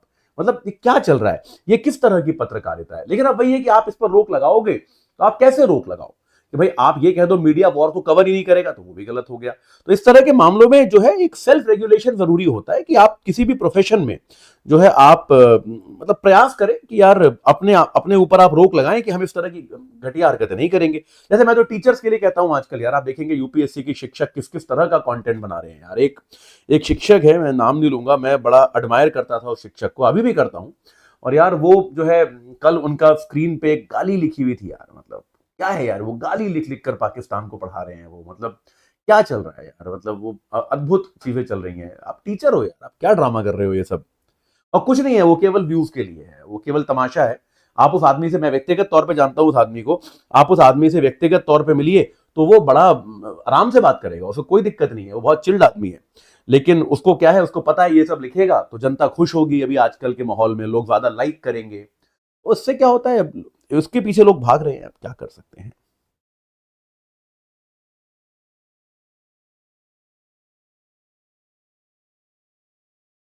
पाकिस्तान जिन ड्रोन से हमला कर रहा है, ये ड्रोन्स जो हैं, भारत ने ये कहा है कि ये ड्रोन्स जो हैं ज्यादातर लोग जो है उसको तुर्की ने दिए हैं, तुर्की ने दिए हैं। तो यार तुर्की एक तरह से हम कह सकते हैं पाकिस्तान का रणनीतिक पार्टनर रहा है लंबे समय से, तो वो अभी भी है, अभी भी उसका साथ दे ही रहा है। तो ये ड्रोन्स जो है वो तुर्की ने दिए हैं, मतलब तो तुर्की से खरीदे हैं उन्होंने, तो ठीक है। हम देख रहे हैं कि लोग, यहाँ तक कि 14-15 साल के बच्चे पॉलिटिकल मामलों को लेके बहुत टॉक्सिक हो रहे हैं। पोजीशन पार्टी के सपोर्टर्स को तो मारने तक पे आ जाते हैं। तो क्या ये बिल्कुल गलत है यार? मतलब ये एक ना भारत में ये एक चीज जो है वो क्या होता है कि भाई भारत में एक ये नई नई संस्कृति चली है। वो संस्कृति क्या है कि विपक्ष को हम देशद्रोही करार देने लगे हैं। ऐसा कभी नहीं हुआ, ऐसा कभी नहीं हुआ भारत में। इतिहास में आप देखिए, हमने इतने युद्ध लड़े और युद्धों के बाद सवाल पूछे गए। मुझे अभी भी याद है, कारगिल का युद्ध तो मैंने अपनी आंखों से देखा था। मैं उस समय स्कूल में था, मेरे ख्याल से 10वीं 11वीं क्लास में था, मैं 10वीं क्लास में था कारगिल के युद्ध के समय। जब कारगिल का युद्ध हुआ था तब वाजपेयी साहब की सरकार थी, कांग्रेस पार्टी ने बहुत आलोचना की थी वाजपेयी सरकार की, बहुत तरह की आलोचना की थी कि भाई आपका 16 किलोमीटर अंदर तक कैसे आ गए घुसपैठिए, आपने इतना देरी क्यों करी एक्शन लेने में, वगैरह वगैरह, बहुत तरह की आलोचना की गई थी। लेकिन कभी भी वाजपेयी सरकार ने यह नहीं कहा कि कांग्रेस देशद्रोही है, यह कभी नहीं कहा गया कि विपक्ष जो है वो देशद्रोही है, विपक्ष पाकिस्तान से मिला हुआ है, ये कभी नहीं कहा गया, क्योंकि ये मूर्खतापूर्ण बात है, ये अति मूर्खतापूर्ण बात है। भारत के राजनीतिक दल पाकिस्तान के कहने पे क्यों चलेगा? मतलब इससे बेवकूफी की बात मैंने आज तक नहीं सुनी कि भारत की एक राजनीतिक पार्टी पाकिस्तान से क्यों मिली होगी। मतलब कॉमन सेंस कतई बेच खाया लोगों ने। लेकिन अब क्या है, आजकल ये सब चल रहा है, ये सब जो है नेता बोलते हैं और आईटी सेल्स और सोशल मीडिया पे ये सब बनाया जाता है कि ये तो पाकिस्तान से मिले हुए हैं। तो विपक्ष को आपने दुश्मन बना दिया है। वो विपक्ष दुश्मन नहीं है, लोकतंत्र का एक मुख्य अंग है विपक्ष। और ये बहुत चिंताजनक बात है कि आप विपक्ष को दुश्मन के साथ मिला हुआ बता दोगे तो बड़ी चिंता हो जाएगी, वो बहुत गलत चीज है। और इससे मूर्खतापूर्ण बात मैंने अपने जीवन काल में नहीं सुनी। मतलब मैं तो इस बात को लेकर बहुत ही क्लियर हूं। खैर चलिए आगे बढ़ते हैं। हाँ जी, लीजिए आगे आपका टॉपिक जो आप कह रहे थे। तो भैया आईएमएफ का जो एग्जीक्यूटिव बोर्ड है उसने पाकिस्तान को तुरंत $1 बिलियन का, $1 बिलियन मतलब करीब करीब 8,500 करोड़ रुपए का ऋण देने की स्वीकृति दे दी है। तो आईएमएफ ने क्या किया है, आईएमएफ से आपको पता है पाकिस्तान इस समय एक बेल आउट पैकेज पर है। तो आईएमएफ करता क्या है, अंतर्राष्ट्रीय मुद्रा कोष होता है आईएमएफ, ये क्या करता है, जिन देशों में आर्थिक संकट चल रहा होता है, जिन देशों में बीओपी का क्राइसिस होता है, जो देश दिवालिया होने की कगार पे आ गए होते हैं, उन देशों को किसी न किसी प्रकार की आर्थिक मदद देने की कोशिश आईएमएफ करता है। तो आईएमएफ जो है, आईएमएफ ने क्या किया है, पाकिस्तान को तुरंत $1 बिलियन की मदद देने का आदेश जारी किया है। तो भाई पाकिस्तान इस समय आईएमएफ के एक बेल आउट पैकेज पर है, उसका सहायता ले रहा है। पाकिस्तान काफी समय से आर्थिक संकट पे है। जैसे आपको याद होगा 1991 में भारत को भी आईएमएफ ने $7 बिलियन के आसपास की मदद दी थी। तो अब जो है ये पाकिस्तान को भी कई टुकड़ों में मदद दी जा रही है। तो $1 बिलियन की एडिशनल मदद देने के बारे में कल चर्चा थी आईएमएफ में। और आमतौर पे भारत का रवैया यह रहा है कि कोई भी सभ्य देश किसी दूसरे देश को मिलने वाली मदद पे टिप्पणी नहीं करता। कि हम जैसे पाकिस्तान को पहले भी जो मदद दी गई हमने उस पर कुछ नहीं बोला, हमने कहा देते रहो कोई बात नहीं। लेकिन अब तो यार युद्ध चल रहा है और युद्ध के बीच में भारत ने क्या स्थापित करने की कोशिश करी कि अब इस समय हम चाहते थे कि आईएमएफ पाकिस्तान को मदद ना दे। ठीक है, इस समय हम ये चाहते थे। अच्छा, इसके पहले एक बार सभी लोग कृपया इस वीडियो को लाइक कर दीजिए और लाइक और लाइव में फर्क नहीं होना चाहिए। और दूसरा, फिर हम 900 से पार हैं आज, तो प्रयास करते हैं 1000 तक पहुंचे जल्दी ही। लेकिन लाइक जरूर कर दीजिए, सब लोग लाइक कर दीजिए। अगर हो सकता है तो अपने अपने किसी सोशल मीडिया इत्यादि पर शेयर भी कर दीजिए ताकि हम 1000 तक पहुंच पाए। चलिए, हाँ जी, आमतौर पे क्या होता है, देखो हम पाकिस्तान को हम पसंद नहीं करते, लेकिन पाकिस्तान को अगर मदद की जरूरत है और आईएमएफ उसको मदद दे रहा है तो हम जो है मतलब हम उस पर कुछ ज्यादा नहीं बोलते, हम चुप रहते थे। लेकिन इस बार जो है हमने क्या किया कि यार चूंकि पाकिस्तान के साथ हम एक युद्ध पे हैं और इस बात का हमको जेन्युइन खतरा है कि यार पाकिस्तान आईएमएफ से पैसे ले रहा है। पैसे क्यों ले रहा है? आर्थिक विकास के लिए, आर्थिक सुधार के लिए। लेकिन इस बात की क्या गारंटी है कि पाकिस्तान जो है इस पैसे का उपयोग हथियार खरीदने के लिए नहीं करेगा?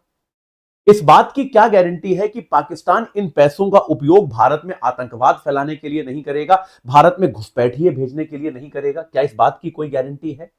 इस बात की कोई गारंटी नहीं है यार। आप में से कोई दे सकता है इस बात की? क्या आईएमएफ दे सकता है इस बात की गारंटी? वो भी नहीं दे सकता। आप कैसे कह सकते हो कि पाकिस्तान इस पैसे का क्या करेगा? तो भारत जो है, भारत ने कल क्या किया, पाकिस्तान की आतंकवादी हरकतों के कारण भारत ने पहली बार, भारत ने इसके पहले कभी पाकिस्तान की फंडिंग का विरोध नहीं किया। हम एक सभ्य देश है, दूसरे को पैसा चाहिए, हम उस पर कुछ नहीं बोलते। लेकिन कल हमने पहली बार औपचारिक तौर पर भारत ने इस निर्णय का विरोध किया। भारत ने इस निर्णय का विरोध जताया। भारत ने कहा कि पाकिस्तान की जो हरकतें हैं वो आतंकवादी हैं। भारत ने यह संभावना भी जताई कि आप जो फंड दे रहे हैं उसका दुरुपयोग होने की संभावना है। आपको लगता है कि आप पाकिस्तान के आर्थिक सुधार के लिए फंड दे रहे हो, आपको पता नहीं है पाकिस्तान इस फंड का उपयोग कहां करने वाला है। आप कह ही नहीं सकते पाकिस्तान में कोई आर्थिक सुधार उधार नहीं होने वाला। वो लोग किस तरह का इसका दुरुपयोग करेंगे उस बात का तो आपको अंदाजा ही नहीं है। ठीक है, भारत ने यह भी कहा कल कि यार आप देखिए, जैसे 1991 में आईएमएफ ने भारत को लोन दिया। आईएमएफ का लोन जो होता है बेटा, वो बिना शर्त का नहीं होता। आईएमएफ अपने लोन की शर्तें रखता है। वो शर्त क्या होती है? वो शर्त होती है आर्थिक सुधार, कि आपको हम लोन दे रहे हैं, आप उसको लोन को लीजिए और अपने यहां आर्थिक सुधार कीजिए ताकि आपकी अर्थव्यवस्था बेहतर चलने लगे। भारत ने कल यह भी कहा कि यार पिछले 35 सालों में आपने 28 बार ऋण दिया है पाकिस्तान को। कल भारत ने आईएमएफ से यह भी कहा कि पिछले 35 साल की यात्रा अगर आप देखें तो पिछले 35 साल में आईएमएफ ने 28 बार पाकिस्तान को ऋण दिया है। कुछ सुधार किया उन्होंने? किसी तरह का कोई सुधार होता हुआ नजर आया आपको? क्या ऐसा कुछ भी है जहां पर सुधार हुआ? तो आपने देखा पाकिस्तान की अर्थव्यवस्था में कोई परिवर्तन दिखा आपको? अभी फिर से लोन मांगने आ गए। इस बात में हम दावे से कह सकते हैं अगले साल फिर आएंगे। मतलब यार इस बात को समझो कि आपने लोन लिया तो लोन, हमेशा लोन पे तो जिंदा नहीं रहोगे ना यार। आप अपनी अर्थव्यवस्था में सुधार भी तो लाओ, अपने में परिवर्तन भी तो लाओ। जब ये परिवर्तन लाओगे तो आगे लोन नहीं चाहिएगा। अगर परिवर्तन नहीं लाओगे फिर तो हमेशा ही लोन चाहिए होता रहेगा। तो भारत ने यह भी कहा कि आप ये भी तो देखिए कि ये हर साल लोन मांगने आ रहे हैं और इनकी अर्थव्यवस्था में कोई सुधार तो है नहीं। और यह बोलकर भारत, ये जो वोटिंग का प्रोसेस था, ये जो पूरी वोटिंग की प्रक्रिया थी, भारत इससे अनुपस्थित हो गया।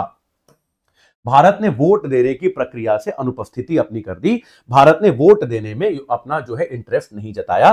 भारत वोटिंग से एब्सटेन हो गया। ठीक है, तो अब याद रखिएगा, आईएमएफ के एग्जीक्यूटिव बोर्ड, अब यह आता है भारत एब्सटेन क्यों हुआ, भारत ने इसके खिलाफ वोट क्यों नहीं दिया।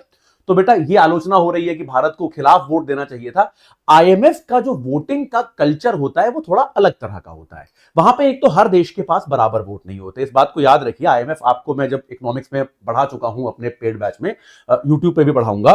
तो यार आईएमएफ में क्या होता है कि आपका जो वोटिंग की प्रक्रिया होती है, वोटिंग की प्रक्रिया आईएमएफ की सामान्य नहीं है। यानी कि ऐसा नहीं है कि भाई हर देश के पास एक ही तरह का वोट है, हर देश जो है वो एक ही बराबर वोट लेके आईएमएफ में चलता है, ऐसे नहीं होता। आईएमएफ में इस प्रकार से काम नहीं होता। आईएमएफ में हर देश के पास वोट देने की शक्ति एक समान नहीं है। और एग्जीक्यूटिव बोर्ड जो होता है, आमतौर पे एग्जीक्यूटिव बोर्ड में वोट जो है वो आप नकारात्मक वोट नहीं दे सकते। आमतौर पे जनरली एग्जीक्यूटिव बोर्ड पे आप नेगेटिव वोट नहीं दे सकते, आप या तो पॉजिटिव वोट दे सकते हो या फिर आप इनकार कर सकते हो। तो एक तरह से वोटिंग एक फॉर्मेलिटी सी ही होती है। तो भारत ने इसीलिए वहां पर अनुपस्थित हुआ और भारत जो है इस पूरी प्रक्रिया से, भारत ने खुल के नाराजगी अपनी जताई कि हम इस बात का इस बार समर्थन नहीं करेंगे कि आप जो है इनको वोट दे, आप इनको जो है किसी प्रकार की फंडिंग दे, हम इसका समर्थन नहीं करेंगे। लेकिन अभी के लिए पाकिस्तान को राहत मिली है, पाकिस्तान को जो है एक बिलियन डॉलर की मदद जो है वहां से मिली है।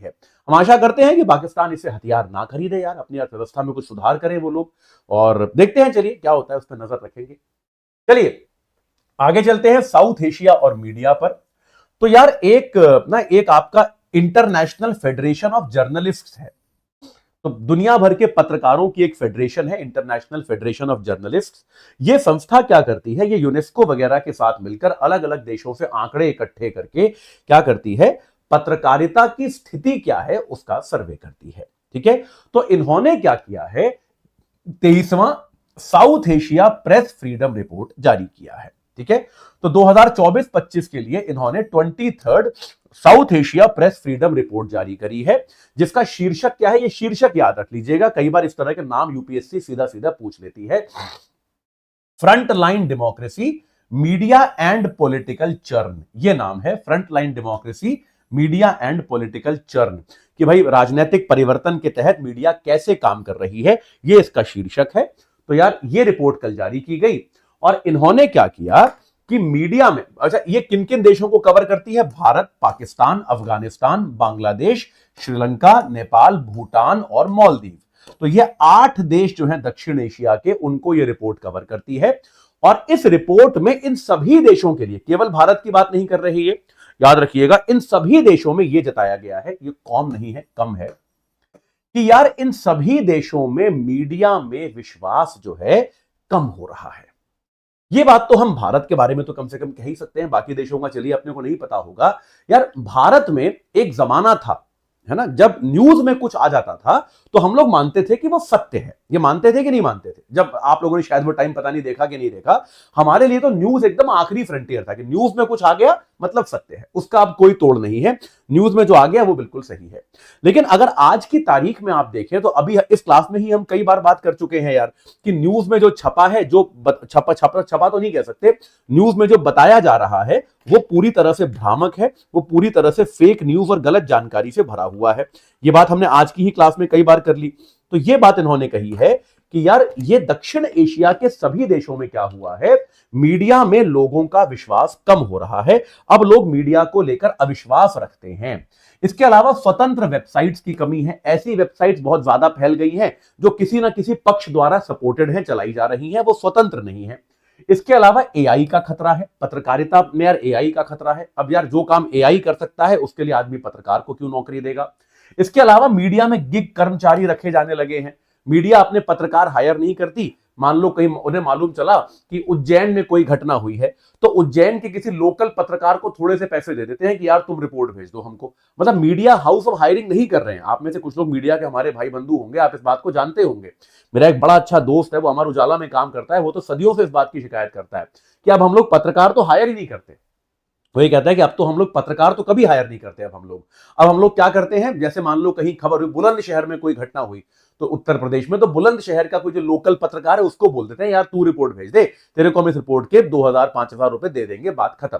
हम अपना पत्रकार तो रखते ही नहीं है, तो नौकरियां कम हो रही हैं। ये भी एक समस्या आपको मीडिया में नजर आती है। तो ये क्या है, मीडिया में गिग कर्मचारी है वो आदमी जो है, उसको महीने की ऐसे 2 बार मौका मिल गया तो मिल गया, तो वो तो गिग कर्मचारी है यार। नहीं मिला मौका तो वो खाली बैठा रह गया यार पूरे पूरे महीने। तो ये गिग कर्मचारी की कल्चर जो है, ये भी आपके मीडिया में देखने को मिल रही है। पाकिस्तान के बारे में ये कहता है, ये रिपोर्ट कहती है कि पाकिस्तान लोकतंत्र नहीं है। बहुत सीधी सीधी बात ये रिपोर्ट कहती है कि पाकिस्तान में नाम मात्र का लोकतंत्र है। ये कहते हैं पाकिस्तान अपने आप को लोकतंत्र बुलाता है कि वहां पे निर्वाचित सरकार है, निर्वाचित प्रधानमंत्री है, लेकिन लोकतंत्र की आड़ में पाकिस्तान पूरी तरह से एक तानाशाही देश है। पूरी तरह से वो एक तानाशाही देश है। वहां पे लोकतंत्र जो है वो एक मजाक है। लोकतंत्र बिल्कुल भी गंभीर नहीं है पाकिस्तान का, ये बात क्लियर है।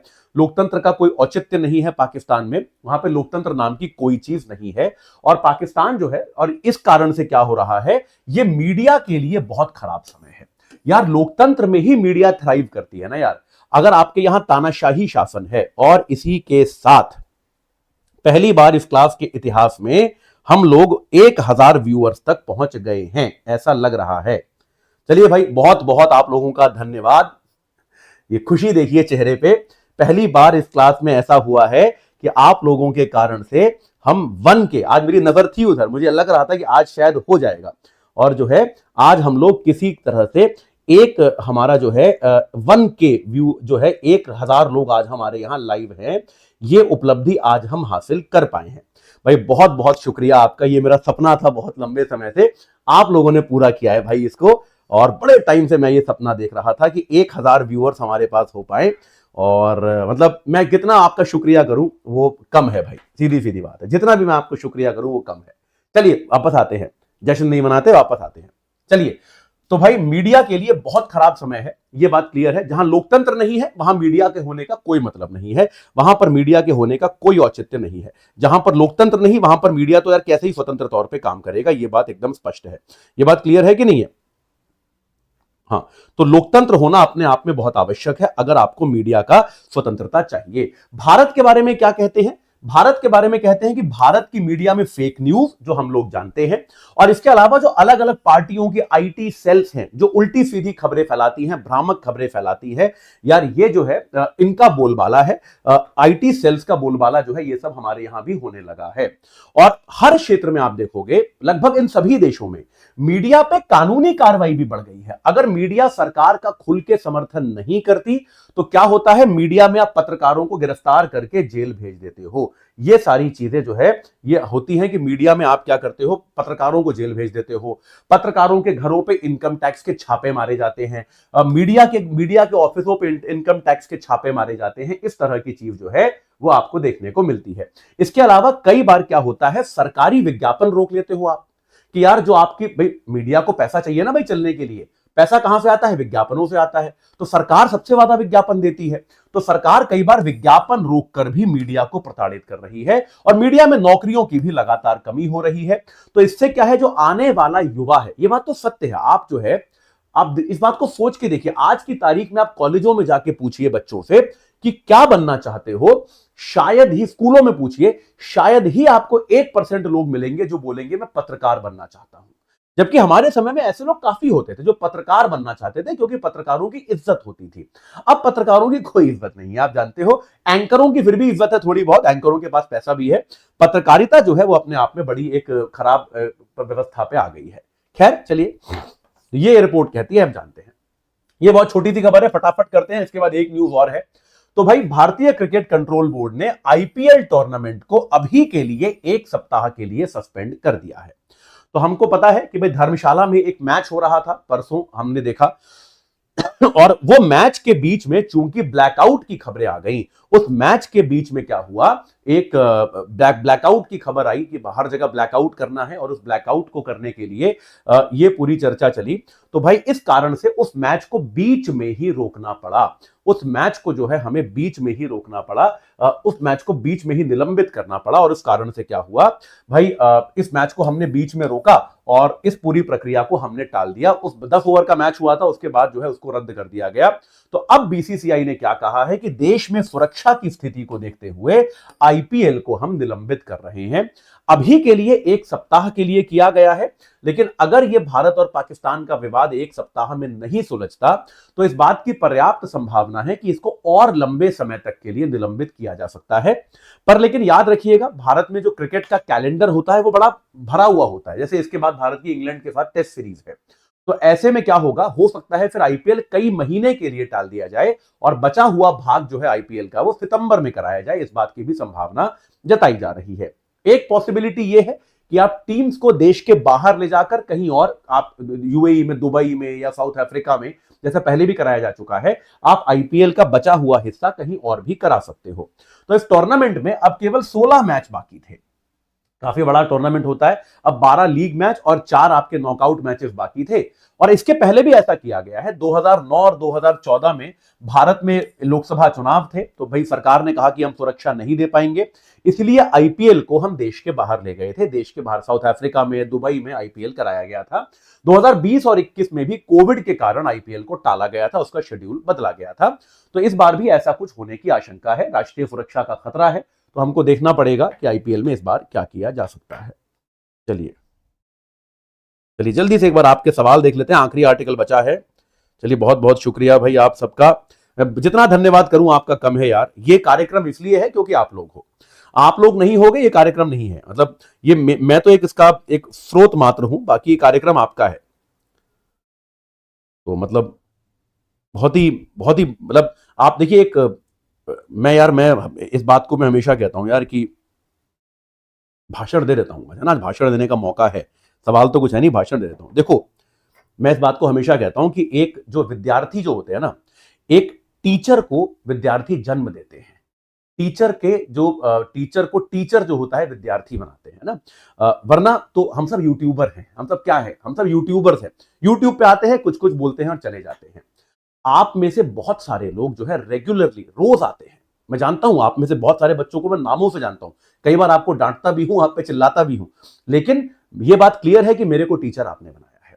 वरना हम सब यूट्यूबर्स हैं। यूट्यूबर्स को टीचर्स जो होता है वो विद्यार्थी बनाते हैं। तो आप लोगों ने यार मुझ जैसे एक मामूली यूट्यूबर को एक टीचर बनाया, वो आपका बहुत बहुत बड़ा एक उपकार है। अब जिसको हम कह सकते हैं, आप लोगों की बहुत बड़ा एक, आपने मेरे जीवन में परिवर्तन लाया है, मेरे को शिक्षक बना के। और ये एक जीवन शैली है। जब से मैं शिक्षक बना हूं तब से मैं कुछ भी करता हूं, कुछ भी सोचता हूं, कुछ भी देखता हूं, मेरे दिमाग में पहला ख्याल ये आता है कि इसको मैं अपने बच्चों को कैसे पढ़ाऊं, अपने विद्यार्थियों को मैं ये चीज कैसे बताऊं। पहला ख्याल ये आता है, और ये ख्याल जो है ये आपके कारण आया है। तो यार आप लोगों को इसका पूरा श्रेय है। और आप लोग हैं तो ये हो रहा है, आप लोग नहीं होते तो ये सब नहीं होता। आप लोग ऐसे ही बने रहिएगा, और लोग जुड़ेंगे और कुछ होगा, ये सब चीजें चलती रहेंगी। लेकिन निश्चित तौर पे प्राथमिकता आज भी पढ़ाई है। प्राथमिकता आज भी स्पष्ट, क्लियर, जो है हम कहते हैं प्रतिबद्धता के साथ पढ़ाई है। कोई यहां वहां की बेकार की बातें नहीं, सीधी स्पष्ट पढ़ाई, ये हमारी प्राथमिकता है ना। ये हम करते हैं। हम वो काम नहीं करते कि भाई क्लास में इतनी सारी बकवास करें और इतनी सी पढ़ाई करें, उस तरह से हम काम नहीं करते। यही चलता रहेगा। ये प्रतिबद्धता जो है यहां पर चलती रहेगी। इसमें ऐसा नहीं है, मुझसे नहीं कहा गया ये, मुझे भी बहुत लोगों ने कहा कि सर आप ना अपनी क्लासेस में थोड़ी शेरो शायरी ज्यादा किया कीजिए, थोड़ा सा जो है आप जो है कहानियां सुनाया कीजिए लंबी लंबी, उसमें बच्चे ज्यादा मजा आएगा, बच्चे ज्यादा आएंगे। तो मैंने कहा यार वो बच्चे नहीं आएंगे जो मैं चाहता हूं कि आए। तो मैं चाहता हूं कि आप जैसे बच्चे आए, जो एक इस तरह का लेक्चर सुनना चाहते हैं जिसका एक्चुअली एग्जाम में फायदा है। तो शेरो शायरी सुनने के लिए नहीं आते। शेरो शायरी सुनाने वाले मुझसे बेहतर बहुत हैं, उनकी सुन लोगे आप, मेरी क्यों सुनोगे, है ना। तो मैं चाहता हूं आप जैसे प्रतिबद्ध बच्चे आए। तो आप लोग आ रहे हो, यही एक सफलता है। और आप आज 1000 हुए हो, कल को 2000 भी होंगे, 10,000 भी होंगे, लेकिन ये प्रतिबद्धता वैसी ही बनी रहेगी। चलो आखिरी आर्टिकल पे चलते हैं। हाँ जी, निपाह वायरस है यार। केरल में फिर से क्या हुआ है, एक 42 साल की महिला जो है वो निपाह वायरस से पीड़ित पाई गई है। तो एक 42 वर्ष की जो महिला है केरल में, उसको निपाह वायरस का मामला जो है वो सामने आया है। हाँ जी। तो एक 42 वर्षीय महिला जो है उसको निपाह वायरस मिला है। मल्लापुरम जिले में पिछले 2 वर्षों में यह तीसरा मामला है। तो निपाह वायरस एक बहुत ही खतरनाक बीमारी है जो कि चमगादड़ों से आमतौर पर मनुष्यों को लगती है, और केरल में इसके मामले जो हैं वो बार बार जो है हमेशा आते रहते हैं। इसके मामले बार बार निकल के आते रहते हैं। लेकिन इस बार ये जो मामला है ये बहुत बड़ा स्प्रेड नहीं माना जा सकता, ये बहुत बड़ा विस्तार नहीं माना जा सकता, क्योंकि इस महिला के सभी निकट के संपर्क जो हैं वो नेगेटिव पाए गए हैं। ठीक है, सभी लोग जो है वो नेगेटिव, मतलब महिला जो है उसके परिवार के 7 लोगों को टेस्ट किया गया, 7 के 7 नेगेटिव पाए गए, केवल महिला को पाया गया। तो इसीलिए इस बार इसको आप निपाह का आउटब्रेक नहीं मान सकते, है ना। ये आउटब्रेक नहीं मान सकते क्योंकि आइसोलेटेड मामला है, केवल एक महिला को ही ये बीमारी निकली है, उसके परिवारजनों को भी नहीं निकली। तो समय रहते आप लोगों की जांच कर रहे हो, मरीज को अलग रख रहे हो, आइसोलेशन कर रहे हो, उसके कारण ये नियंत्रण जो है ये संभव हो पा रहा है, इस बीमारी को हम रोक पा रहे हैं। ठीक है, तो स्लिप, इसके अलावा एक तो होता है आउटब्रेक जहां बीमारी जो है तेजी से फैल जाती है, एक होता है स्लिप ओवर। स्लिप ओवर में क्या होता है कि व्यक्ति को निपाह वायरस होता है और उसके कारण उसके शरीर में चूंकि वायरस लोड बढ़ गया है, तो वायरस लोड बढ़ने के कारण वो व्यक्ति जो है उसको और भी कई तरह की बीमारियां लग जाती हैं, और भी कई प्रकार की बीमारियों का वो जो है निश्चित तौर पर एक जो है संकेत देना शुरू कर देता है। जैसे एंसेफेलाइटिस हो गया, सांस की बीमारियां हो गई, ये अक्सर निपाह वायरस के साथ पाई जाती है। तो याद रखिएगा, स्पिल ओवर का मतलब ये होता है कि जब आपको मेन वायरस के साथ कुछ और बीमारियां भी हो जाए तो अपने आप में ये स्पिल ओवर कहलाता है। तो निपाह वायरस जो है वो अपनी शक्लें बदलता रहता है, अपने आप को अलग अलग रूप में प्रस्तुत करता रहता है। तो आवश्यकता यह है कि इसका हम ज्यादा अध्ययन करें और इसको लेकर ज्यादा सतर्कता भी हम बरतें। ठीक है, चलिए आगे चलते हैं। हाँ जी, तो भैया अगर आप अपनी तैयारी को अनअकैडमी के साथ कंटिन्यू करना चाहते हैं तो भाई गोल्डन चांस है, आज लास्ट डे है, 10 तारीख तक का ये मौका था। अतुल जैन कोड लगाइए, जो कि बेसिकली मेरा नाम है। अतुल जैन कोड लगाइए और अगले 1 वर्ष तक का आप एक्सटेंशन भी पा सकते हैं। जो आपका नॉर्मली 1 साल या 15 महीने का कोर्स था उसमें 3 से लेकर 12 महीने तक का आपको फ्री एक्सटेंशन मिलेगा केवल 17,999 में। प्रीलिम्स मेंस इंटरव्यू सबकी पूरी तैयारी, याद रखिएगा, इसको कोर्स को ले लोगे, प्री मेंस इंटरव्यू सबकी तैयारी, प्री की टेस्ट सीरीज, मेंस की टेस्ट सीरीज, आपका सीसैट सारी तैयारी, मेंटोरशिप, डेडिकेटेड डाउट सॉल्विंग सब यहीं पे हो जाएगा। हिंदुस्तान में इससे बेहतर ऑफरिंग आपको नहीं मिलेगी। आज लास्ट डे है इस ऑफर का, आज सबको एनरोल कर लेना है जिसको भी करना है, जल्दी कर लो। मतलब ये मत करना कि हम करेंगे सर लेकिन 6 महीने बाद करेंगे, और 6 महीने क्यों खराब कर रहे हो। अनअकैडमी में वैसे भी आपको पता है ना, आपने अगर एक बार सब्सक्राइब किया तो आप कोई सा भी बैच ले सकते हो, ज्यादा बैचेस भी ले सकते हो। तो बेहतर है ना, लेके ज्यादा पढ़ो, कम क्यों पढ़ना चाहते हो यार। तो हिंदी माध्यम में प्रारंभ और संभव बैचेस जो है 2026 और 27 के लिए शुरू हो चुके हैं। इंग्लिश में इग्नाइट बैच हमारा शुरू हो चुका है। बाइलिंगुअल में मंजिल, आगाज और नींव बैच शुरू हो चुके हैं। कोई पूछ रहा था बाइलिंगुअल बैच क्या होते हैं। बाइलिंगुअल बैच बेटा वो होते हैं जो बच्चे अंग्रेजी माध्यम में एग्जाम देना चाहते हैं पर उन्हें अंग्रेजी उतनी समझ में नहीं आती, लिखनी विखनी आती है। तो जैसे हमारे यहाँ उत्तर भारत में क्या होता है ना, स्कूल इंग्लिश मीडियम होता है कायदे में, लेकिन टीचर तो हिंदी में पढ़ाता था ना यार। जब हम 11वीं 12वीं में इंग्लिश मीडियम स्कूल में पढ़ा तो स्कूल हमारा इंग्लिश मीडियम था पर टीचर तो हिंदी में ही पढ़ाता था। मैं यूपी में बुलंदशहर नाम की जगह है, वहां पे मैं पढ़ता था, तो टीचर तो हिंदी में पढ़ाते थे यार। टीचर, बच्चों को हिंदी ज्यादा आती थी, टीचर को हिंदी ज्यादा आती थी, स्कूल इंग्लिश मीडियम था। तो नोट्स वगैरह इंग्लिश में होंगे लेकिन अध्यापक हिंदी भाषा में ही पढ़ाएगा, मिला जुला के। जैसे हम बातचीत की भाषा प्रयोग करते हैं ना कि चलो भाई आज हम ये पढ़ेंगे, आज हम पढ़ेंगे इंडियन कॉन्स्टिट्यूशन, इस तरह से पढ़ाया जाएगा। तो ये आमतौर पर अंग्रेजी, अगर आपको बहुत हिंदी भी समझ में नहीं आती तो आप इससे भी जुड़ सकते हो। अनअकैडमी में फायदा ये है, आप फिगर आउट कर सकते हो, ये वाला भी ले लो, ये वाला भी ले लो। आपने अगर सब्सक्राइब किया तो कोई सा भी ले लो, जो सूट करता है उससे पढ़ो, जो सूट नहीं कर रहा उसको छोड़ दो। ये आपके पास विकल्प होता ही होता है। टेस्ट सीरीज है भाई हमारी, कल को टेस्ट है, मॉक टेस्ट है, याद रखिएगा। सुबह 9:30 से 11:30 जीएस का पेपर है, 2:30 से 4:30 सीसैट का पेपर है। इनसे जुड़ने की जरूरत है, ये सबको देना है। एक भी बच्चा ऐसा नहीं होना चाहिए जो ये टेस्ट ना दे। सबका स्कोर कार्ड आना चाहिए कल मेरे पास। मेरे को स्कोर कार्ड ईमेल करोगे, टेस्ट दोगे, स्कोर कार्ड मेरे को भेजोगे। ये इनपुट आउटपुट है भाई। देखो ये इतने घंटे पढ़ाई करी हमारे प्लेटफॉर्म पे, इतने घंटे के लेक्चर्स देखे तब जाके ये लोग टॉपर बने। तो ये भी याद रखिएगा, हमारे साथ पढ़ो, कहीं और से पढ़ो, मेहनत इतनी ही करनी है। कम मेहनत के साथ यूपीएससी जो कहता है आपसे करवा देगा, वो आपसे झूठ बोलता है। टेलीग्राम चैनल जहां क्लास की प्रेजेंटेशन आएगी वो यार ये है, Atul Jain UPSC guidance. Instagram Atul UPSC है, अंडरस्कोर नहीं है। ईमेल आईडी jainatul86@gmail.com है। अनअकैडमी प्रोफाइल unacademy.com@अतुल जैन@9376 है। ये बात आप लोग जानते ही हैं। चलिए आज के सवाल देख लेते हैं फटाफट। इन कथनों में से सत्य कथन पहचानिए। आईएमएफ में सभी देशों के पास वोट देने की बराबर शक्ति होती है। क्या बताया? बराबर शक्ति नहीं होती। जो बड़े देश हैं उनके पास ज्यादा शक्ति है, छोटे देश हैं उनके पास कम शक्ति है। यह गलत हो गया। आईएमएफ आमतौर पे देशों को आर्थिक संकट से निकलने के लिए ऋण देता है। यह बात आपकी सही है। भारत को भी दिया था, याद होगा आपको 1991 में। ठीक है। इनमें से किस शहर ने सबसे पहले हीट एक्शन प्लान बनाया? शिमला, दिल्ली, चंडीगढ़, अहमदाबाद। आपको एक बार एक क्लास में पहले भी पढ़ाया है मैंने, ये पर आज दोबारा आया ताकि रट जाए, आपको दोबारा डाला है क्वेश्चन। वो शहर है भारत में अहमदाबाद। सबसे पहले भारत में अहमदाबाद ने यह प्लान बनाया था। आज का हमारा सब्जेक्टिव सवाल क्या है? दक्षिण एशिया में मीडिया की दशा में खराबी आने के प्रमुख कारण क्या हैं? चर्चा कीजिए। तो ये एक रिसर्च क्वेश्चन है। ये आज मैंने जो पढ़ाया उससे मिलता जुलता है, लेकिन डायरेक्टली ये नहीं पढ़ाया है। कारण पूछे हैं कि साउथ एशिया में मीडिया की स्थिति खराब क्यों हुई है। ये आपको ये आपको एक बार खुद से भी सोचना पड़ेगा। राजनीतिक अस्थिरता हो जाए या फिर धार्मिक कट्टरवाद हो जाए, क्या कारण इसके हो सकते हैं, ये आपको सोचना पड़ेगा। थोड़ा विचार कीजिए, मंथन कीजिए। इसका उत्तर आप लोग मुझे भेज सकते हैं मेरे ईमेल आईडी पे। इसका उत्तर मैं पढ़ूंगा। आप लोग जो भी मुझे भेजेंगे मैं पढ़ूंगा, लेकिन थोड़ा सा प्रयास, केवल पॉइंट्स भेजिएगा। पूरा लंबा आंसर नहीं, केवल पॉइंट्स लिखकर भेजिएगा। वो पॉइंट्स में इसके पढ़ूंगा। मैं आपसे ये मैं दावा कर रहा हूं, मतलब वादा कर रहा हूं आपसे। ठीक है। चलिए भाई, एक बार फिर से मैं बहुत बहुत शुक्रिया आप लोगों का करता हूं कि आप लोगों के कारण आज इस क्लास में 1000 से ज्यादा लोग लाइव आए। बहुत बड़ी जिम्मेदारी है ये मेरे कंधों पर भी। इस जिम्मेदारी को मैं निभाऊंगा और एक बार फिर से आप लोगों का बहुत बहुत शुक्रिया। कल संडे है, कल हम नहीं मिलेंगे। मंडे को मिलेंगे यार। संडे आप भी आराम कीजिए, मैं भी थोड़ा सोऊंगा, आराम करूंगा। काफी लंबा दिन गया मेरा, कल का मैराथन था। मैराथन इकोनॉमिक्स की हो चुकी है, उसका दूसरा पार्ट अगले वीक में आएगा और अगले फ्राइडे एक और मैराथन होगी, यानी कि अगले वीक मेरी 2 मैराथन होंगी। मैं आपको उनके बारे में समय रहते सूचित करूंगा। ठीक है। चलिए इस